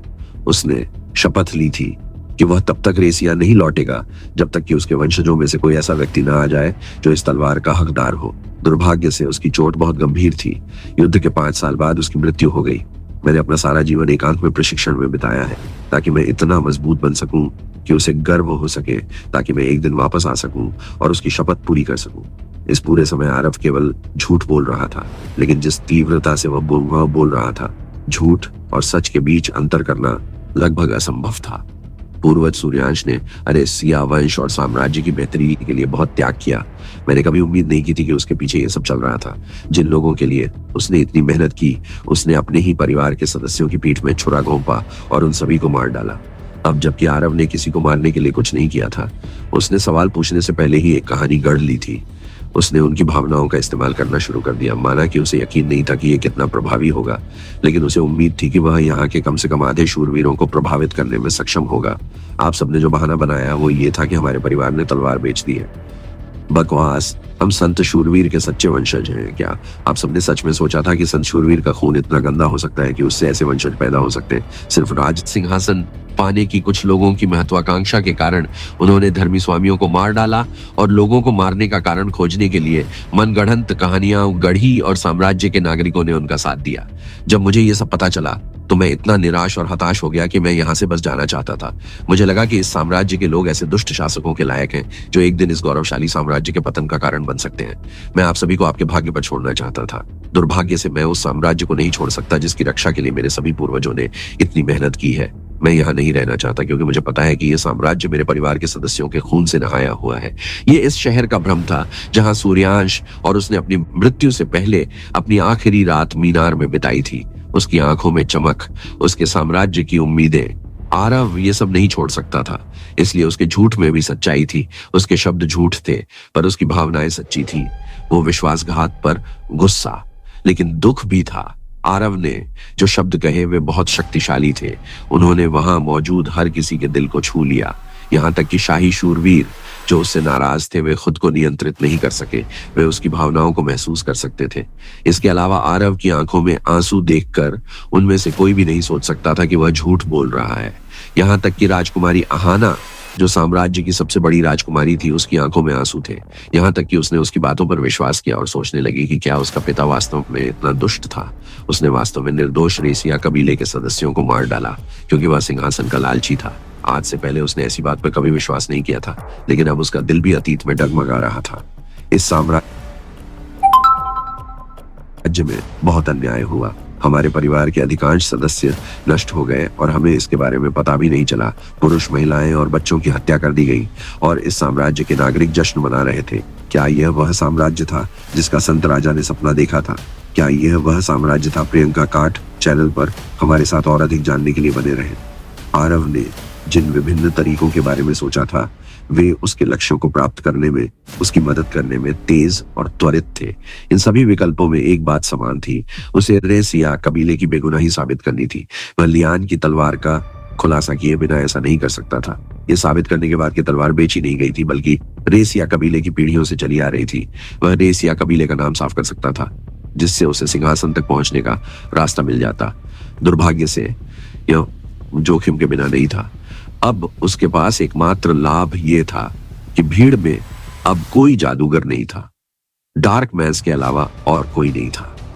डार्क मैस के लिए आरव को यकीन था कि उस आदमी ने इस तलवार को देखा भी नहीं था, क्योंकि वह लुमेन सिटी में प्रवेश नहीं कर सकता था। यहां एकमात्र समस्या थी संबंध की पवित्र पुजारिन। दुर्भाग्य से कोई अन्य विकल्प न होने के कारण यह एकमात्र चीज थी जो वह कर सकता था। भले ही इससे भविष्य में कुछ नई समस्याएं पैदा होने की संभावना थी। सौभाग्य से अफवाहों के अनुसार ऐसा लग रहा था कि रुचिता को वास्तव में अन्य पवित्र पुजारिनों की परवाह नहीं थी। ऐसे व्यक्तित्व के साथ यह बहुत कम संभावना थी कि वह कभी भी एकेडमी ऑफ एलिमेंट्स में प्रवेश करेगी। अगर वह करती भी तो भी तलवार देखने की संभावना न के बराबर थी, क्योंकि एकेडमी शायद ही किसी ऐसे व्यक्ति को ट्रेजर हॉल में जाने देती जो छात्र न हो। कोई बात नहीं, ये अभी सिर्फ एक अनुमान था जिस पर वह निश्चित नहीं हो सकता था। उसने पहले ही दूसरी संभावना पर विचार कर लिया था। अभी वह जानता था कि उसे हाथ में मौजूद कार्य को संभालना था। सबसे पहले उसे लोगों के दिलों को जीतना था। क्या यह वह साम्राज्य है जिसे तुम अपना घर कहने पर गर्व करते हो? उसके शब्द यहाँ उपस्थित सभी लोगों की चेतना पर वज्र की तरह गूंज उठे। मैं ये मानने से इनकार करता हूँ कि गर्वित रेसिया साम्राज्य के लोग इतने नीच होंगे। मैं चुनाव तुम्हारे ऊपर छोड़ता हूँ। कल मैं शाही कबीले के पास जाऊंगा और अपना सिंहासन वापस मांगूंगा। अगर तुम चाहो तो उनके साथ खड़े हो सकते हो और मेरे खिलाफ लड़ सकते हो। अगर मैं मर भी जाऊं तो भी मैं पीछे नहीं हटूंगा। अगर मुझे इस साम्राज्य को राक्षसों से बचाने के लिए खून के समंदर से भी गुजरना पड़े तो मैं वही करूंगा। मैं चुनाव तुम्हारे ऊपर छोड़ता हूँ। या आप उसे यकीन था कि इस शहर के हर नागरिक तक यह सूचना फैलाने के लिए एक दिन काफी है। यह समय सभी को उसकी वापसी के बारे में बताने और रेसिया कबीले का नाम साफ करने के लिए काफी था। उसे यकीन नहीं था कि अंत में उनमें से कितने लोग उसका साथ देंगे, लेकिन भले ही वह अकेला था, वह ऐसा करने जा रहा था। कम से कम अब उसके पास यहाँ के चर्चों के हस्तक्षेप को रोकने का एक उचित बहाना था। उसकी घोषणा के बाद आरव मुड़ा और जाने लगा एक दिन के लिए। उसे किसी से लड़ने की जरूरत नहीं थी। हर चीज के लिए समय चाहिए। उसे लोगों तक ये खबर फैलाने के लिए वापस जाना था एक पल के लिए। संतनाइक भी स्तब्ध रह गए। उसने अपने आसपास के शूरवीरों के भावों को देखा। उनके भाव उसे बहुत कुछ बता रहे थे। ऐसा लग रहा था जैसे वे सभी आरव के जादू में फंस गए हों। अगर आप जो कह रहे हैं वह सच है तो यही रहे। आपको मेरे साथ शाही महल में वापस आना चाहिए। हम वहां इस पर चर्चा करेंगे। संत शूरवीर ने आरव को आवाज दी। चिंता मत करो, मैं कल वहां जाऊंगा। आपको चमकने का मौका मिलेगा। आरव ने बिना रुके जवाब दिया। आपको जल्दी करने की जरूरत है? नहीं। संत शूरवीर विलोक का चेहरा लाल हो गया। यह आदमी वास्तव में अभिमानी है। मजबूर मत करो मुझे कार्रवाई करने के लिए। कृपया अधिकारियों के साथ सहयोग करें। मैं वादा करता हूं कि हम निष्पक्ष रहेंगे और आपको कोई नुकसान नहीं पहुंचाया जाएगा। वह जानता था कि यहाँ जो शब्द कहे गए थे अगर आरव को एक दिन दिया जाता, इसलिए वह आसानी से अपनी सेना इकट्ठा कर सकता है जिससे गृह युद्ध हो सकता है। वह ऐसा नहीं होने दे सकता। मैं उसे जाने नहीं दे सकता। अगर मैंने उसे मारने की कोशिश की तो मैं यहाँ मौजूद सभी की भावनाओं को भड़का दूंगा। यहाँ तक कि संबंध की पवित्र पुजारिन भी मुझे उसे मारने की इजाजत नहीं देती। मैं केवल अन्य तरीके आजमा सकता हूँ। यहाँ अन्य लोगों के विपरीत जो आरव के प्रभाव में थे, संत शूरवीर वास्तव में वर्तमान रॉयल प्लेस के प्रति वफादार था। भले ही उसे शाही परिवार की रक्षा के लिए अपने हाथों को गंदा करना पड़ा, उसने परवाह नहीं की। अभी के लिए मैं उसके साथ खेलूंगा और उसे महल में ले जाऊंगा। वहां वह बिल्कुल अकेला होगा। अगर हम उसे वहां मार देते हैं और कहानी बताते हैं कि वह अपने झूठ का पर्दाफाश होने के बाद भाग गया तो किसी को पता नहीं चलेगा। उसने नागरिकों को उकसाए बिना आरव को बाहर निकालने के लिए पहले से ही कार्य योजना बना ली थी। उसे यकीन था कि कुछ नागरिक थोड़ी देर के लिए संदिग्ध रहेंगे, लेकिन कुछ हफ्तों के बाद वे सब भूल जाएंगे कि ऐसा कुछ हुआ था। मुझे कोई नुकसान नहीं होगा, आरव ने दोहराया। अगर तुम ऐसा कहो, इसके बजाय वे उसे महल में ले जाने वाले थे, जो वास्तव में वह चाहता था। आरव जानता था कि ये लोग क्या करना चाहते थे। ये स्पष्ट था कि संत नाइट उसे महल के अंदर मारना चाहता था, लेकिन इससे कोई फर्क नहीं पड़ा। एक प्रतिद्वंद्वी को हराने का सबसे अच्छा तरीका उनके खिलाफ अपनी ताकत का उपयोग करना था, और इसने उसे इसके लिए सही मौका दिया। उसने पहले ही नागरिकों में संदेह का बीज बो दिया था। खबर फैलने के साथ ही उसे यकीन था कि कई नागरिक उसके साथ खड़े होने वाले थे। उसे बस थोड़ा और धक्का चाहिए था, और इसी ने उसे धक्का दिया। लोका, मुझे डर है कि यह उचित नहीं है। अन्ना, पीछे से एक आवाज आई, क्या तुम्हें रुकना नहीं चाहिए? ये वह है। आरव ने उम्मीद के मुताबिक पीछे देखा। यह डार्क मैच था जो पीछे से सब कुछ देख रहा था। यह अजीब था कि वह कार्रवाई कर रहा था। यहां तक कि समनिंग की पवित्र पुजारिन ने भी डार्क मैच को पीछे से थोड़ा हैरान होकर देखा। उसे उम्मीद थी कि आदमी छिपा रहेगा, लेकिन यह आदमी वास्तव में आगे आया। इससे उसके संदेह की पुष्टि हुई। कुछ मामले कल या आज, हालांकि उसने उम्मीद नहीं की थी कि जैसे ही वह स्वीकार करने वाला था, कोई हस्तक्षेप करेगा। न केवल उस व्यक्ति ने हस्तक्षेप किया, बल्कि उसने काला होने के बावजूद ऐसा किया। आरव ने अपने पीछे आदमी को देखा। उसे आखिरकार आदमी का एक स्पष्ट दृश्य मिला। आदमी 40 के दशक के अंत में था। केवल 40 होने के बावजूद उसके सारे बाल पहले से ही सफेद थे। आदमी ने ज्यादा कपड़े नहीं पहने थे, लेकिन उसके कपड़े बहुत शानदार लग रहे थे। उसके आसपास के लोगों की हैरान प्रतिक्रिया देखकर आरव को लगा कि इस व्यक्ति की साम्राज्य में कोई साधारण पहचान नहीं थी। यह स्पष्ट था कि वह राजा नहीं था, लेकिन उसका पद कम नहीं था। ड्यूक कैलम सेंट नाइट ने भौहें सिकोड़ी। आप यहाँ क्या कर रहे हैं? ड्यूक को आरव व्यक्ति सेंट नाइट की पहचान देखकर और भी आश्चर्य हुआ, लेकिन अपने महान पदवी के कारण वह पदानुक्रम में थोड़ा ऊपर माना जाता था। मध्यम आयु वर्ग के ड्यूक ने शांति से कहा, मुझे एक अजीब आभा महसूस हुई और मैं जांच करने आया हूँ। आप यहाँ कितने समय से हैं? सेंट नाइट ने आश्चर्य से पूछा कि क्या इस आदमी ने आरव की कहानी सुनी है। ये किसी के लिए कोई रहस्य नहीं था कि सभी ड्यूक में से कैलम एकमात्र ऐसा व्यक्ति था जो शाही परिवार के साथ संघर्ष में था। इसके अलावा किसी अजीब कारण से शाही परिवार ने कभी भी उसके खिलाफ कोई कार्रवाई करने की हिम्मत नहीं की।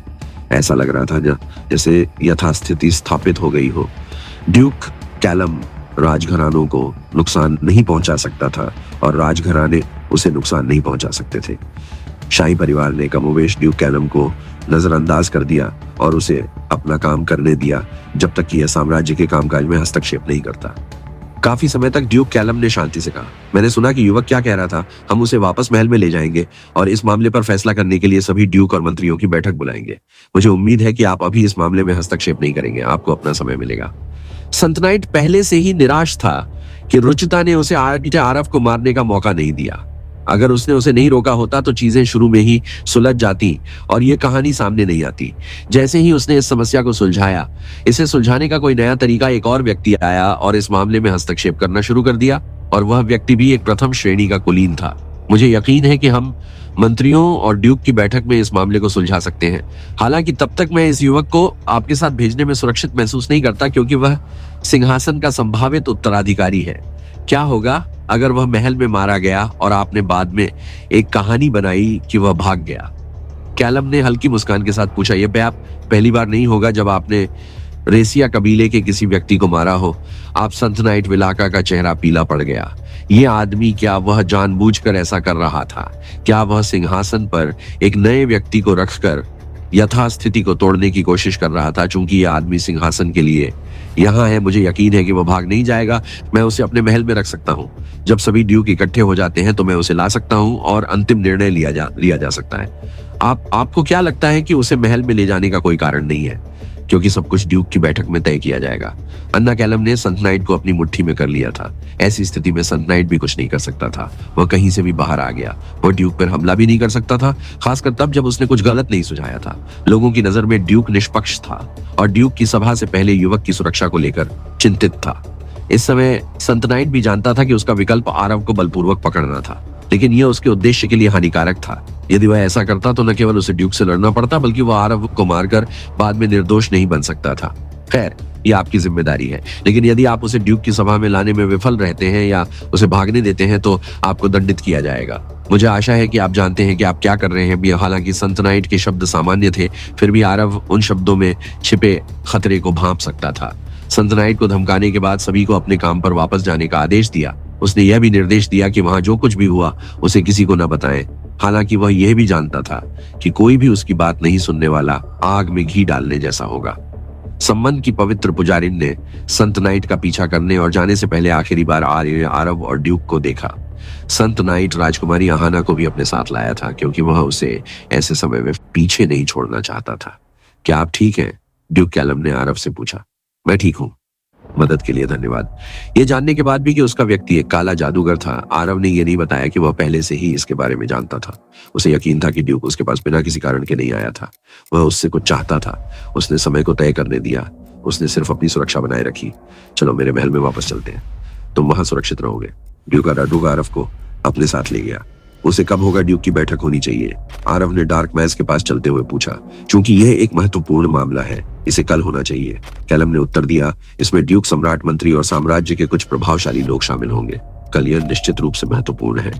आरव ने सिर हिलाया। कुछ क्षणों की खामोशी के बाद आरव फिर बोला, वैसे मैं पूछ सकता हूँ कि आपने मेरी मदद क्यों की? आप क्या हासिल करना चाहते हैं? मैंने आपकी मदद की क्योंकि मुझे पता था, मध्यम आयु वर्ग के व्यक्ति ने स्पष्ट रूप से उत्तर दिया। क्या आप जानते हैं?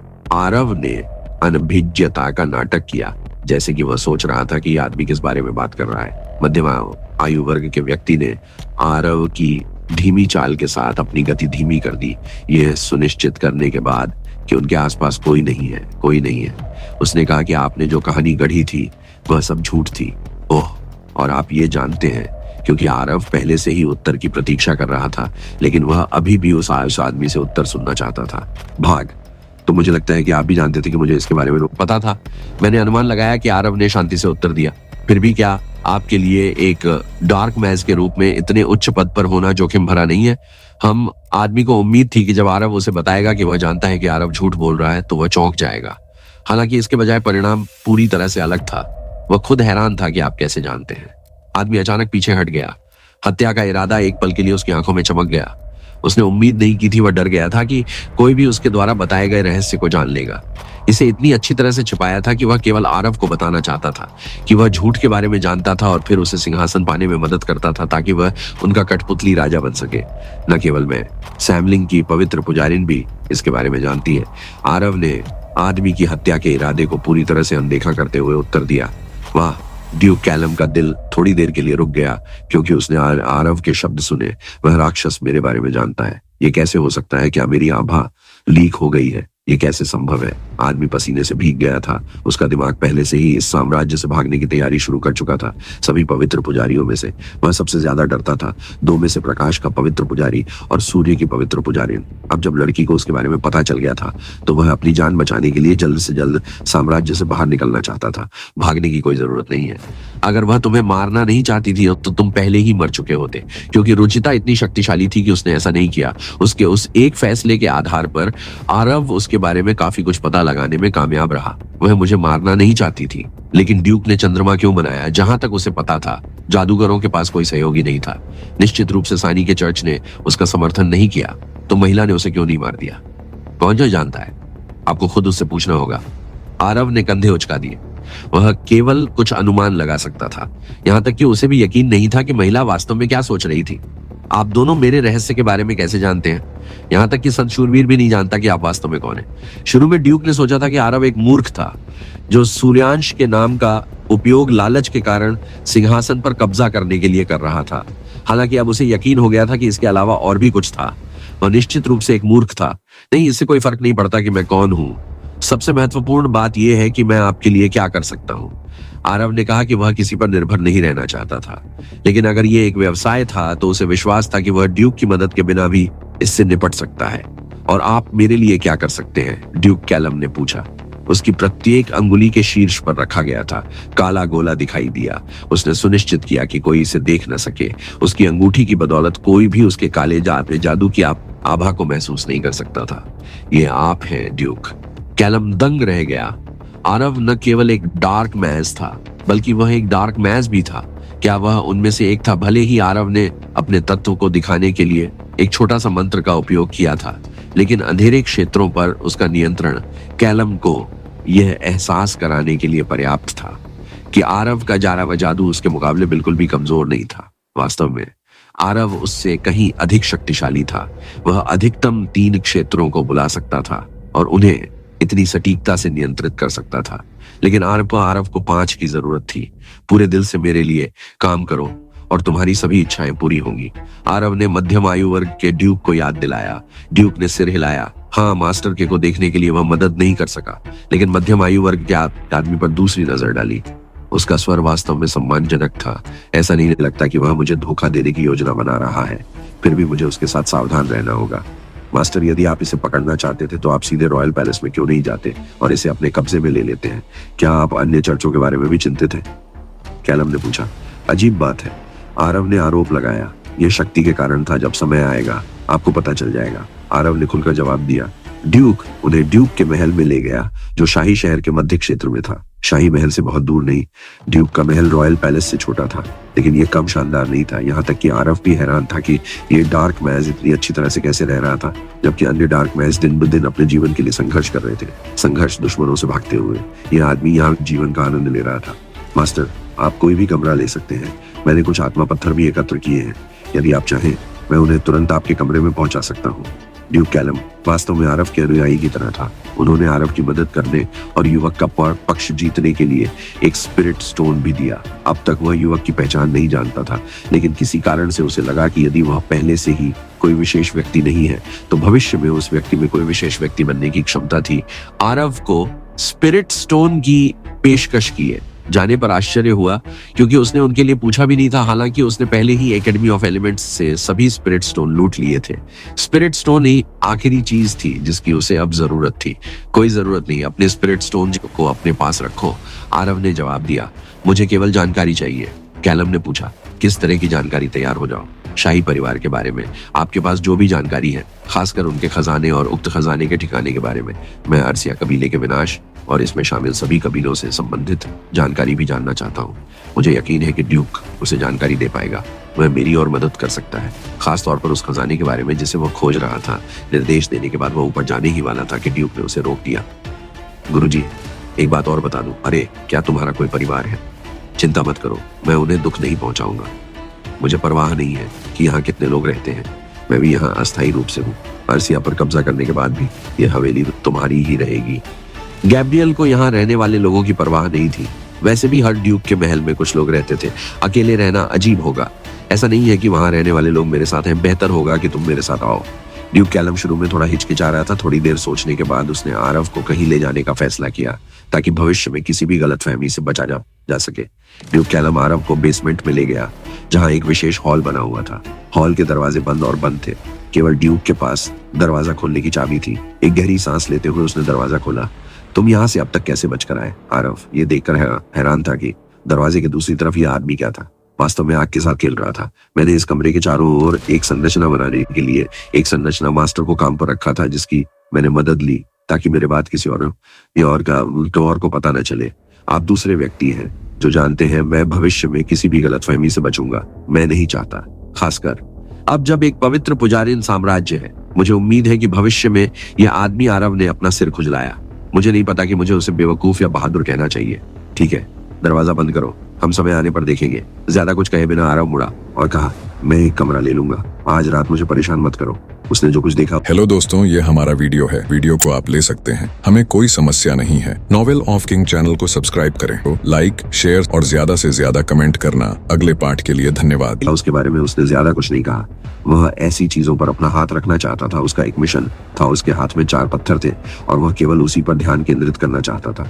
आरव ऊपर गया और महल की दूसरी मंजिल पर एक कमरा चुना। उसने जो कमरा चुना वह महल के बीच में था। इसमें पहले से ही वह सभी फर्नीचर थे जो एक शाही व्यक्ति के रहने के लिए आवश्यक थे, लेकिन अन्य कमरों की तुलना में यह बड़ा था। कमरे में एकमात्र अंतर यह था कि इस कमरे में खिड़कियां नहीं थी, और यही आरव चाहता था। आरव ने अपने भंडारण से पत्थरों को निकालने से पहले दरवाजा बंद कर दिया। 4 पत्थरों का आकार लगभग एक सेब के आकार का था। वे सामान्य पत्थरों की तरह दिखते थे, लेकिन केवल आरव जानता था कि ये नीले पत्थर वास्तव में विशेष थे। ये पत्थर कुछ ऐसी चीजें थीं जिन्हें उसने अकादमी ऑफ एलिमेंट्स से लूटा था। ये अकादमी की सुरक्षा के 4 आधारशिलाओं में से एक था और उच्च श्रेणी के नए नहीं थे, लेकिन उनका उपयोग बहुत अनूठा था। इन पत्थरों ने न केवल किसी भी आभा को कमरे से बाहर जाने से रोका, बल्कि सुरक्षा भी प्रदान की ताकि इन पत्थरों के मालिक पर ध्यान करते समय हमला न किया जा सके। ये एक शक्तिशाली दुश्मन को रोक नहीं सकता है, लेकिन ये किसी को भी अंदर घुसने से रोकने के लिए पर्याप्त समय तक चलना चाहिए। वह वापस गया और बिस्तर पर बैठ गया। आईने ने उसे जो बताया उसके अनुसार उसकी आत्मा मजबूत थी, लेकिन उसका शरीर नहीं था। वह मजबूत जब भी वह मंत्रों का उपयोग करता था तो ये उसे चोट पहुंचाता था। हालांकि अब वह कुछ ऐसा प्राप्त करने जा रहा था जो उसके शरीर को तुरंत मजबूत कर सकता था। उसने अपनी आत्मा की शक्ति पर अधिक काम करने का फैसला किया। अपनी आत्मा की शक्ति को बढ़ाने से उसे चोट नहीं पहुंच सकती थी, लेकिन उच्च स्तर के मंत्र का उपयोग कर सकता था। अभी के लिए वह सिर्फ लड़ाई से बचते हुए अपनी आत्मा की शक्ति को जितना संभव हो सके बढ़ाना चाहता था, ताकि एक बार जब उसे वह खजाना मिल जाए जिसकी वह तलाश कर रहा था तो वह जादुई शक्ति से प्रतिबंधित हुए बिना अपने इच्छित मंत्रों का उपयोग कर सके। ड्यूक कैलम भी एक उन्नत स्तर का जादूगर था, लेकिन वह जादुई शक्ति के मामले में केवल एक मध्यम स्तर का जादूगर था। अगर चीजें खराब हो जाती तो वह सानी की पवित्र पुजारिन से लड़ने की उम्मीद नहीं कर सकता था। उसे किसी आज जैसी आपात स्थिति में समर्थन की आवश्यकता थी और वह केवल अपनी ताकत पर भरोसा कर सकता था। उसने आत्मा के पत्थरों को फाड़ना शुरू कर दिया। प्रत्येक पत्थर ऊर्जा समाप्त होने से पहले केवल कुछ सेकंड तक चला था। हालांकि आरव की जादुई शक्ति भी एक ऐसी गति से बढ़ रही थी जिसे उसने पहले कभी नहीं देखा था। वह 2 घंटे बाद ही रुका, और वह भी केवल इसलिए क्योंकि उसे लगा कि उसकी ताकत एक सीमा पार कर गई है। उसने अपने हाथों में मौजूद आत्मिक पत्थरों की शक्ति को देखने के लिए अपनी आंखें बंद कर ली, जो अब और भी शांत लग रहा था। उन्नत स्तर, क्या ये वास्तव में इतना आसान हो सकता है? उसने अपने हाथों को देखते हुए सोचा। वह पसीने में लथपथ था और पहले से ही बहुत थका हुआ था। वह बस सोना चाहता था।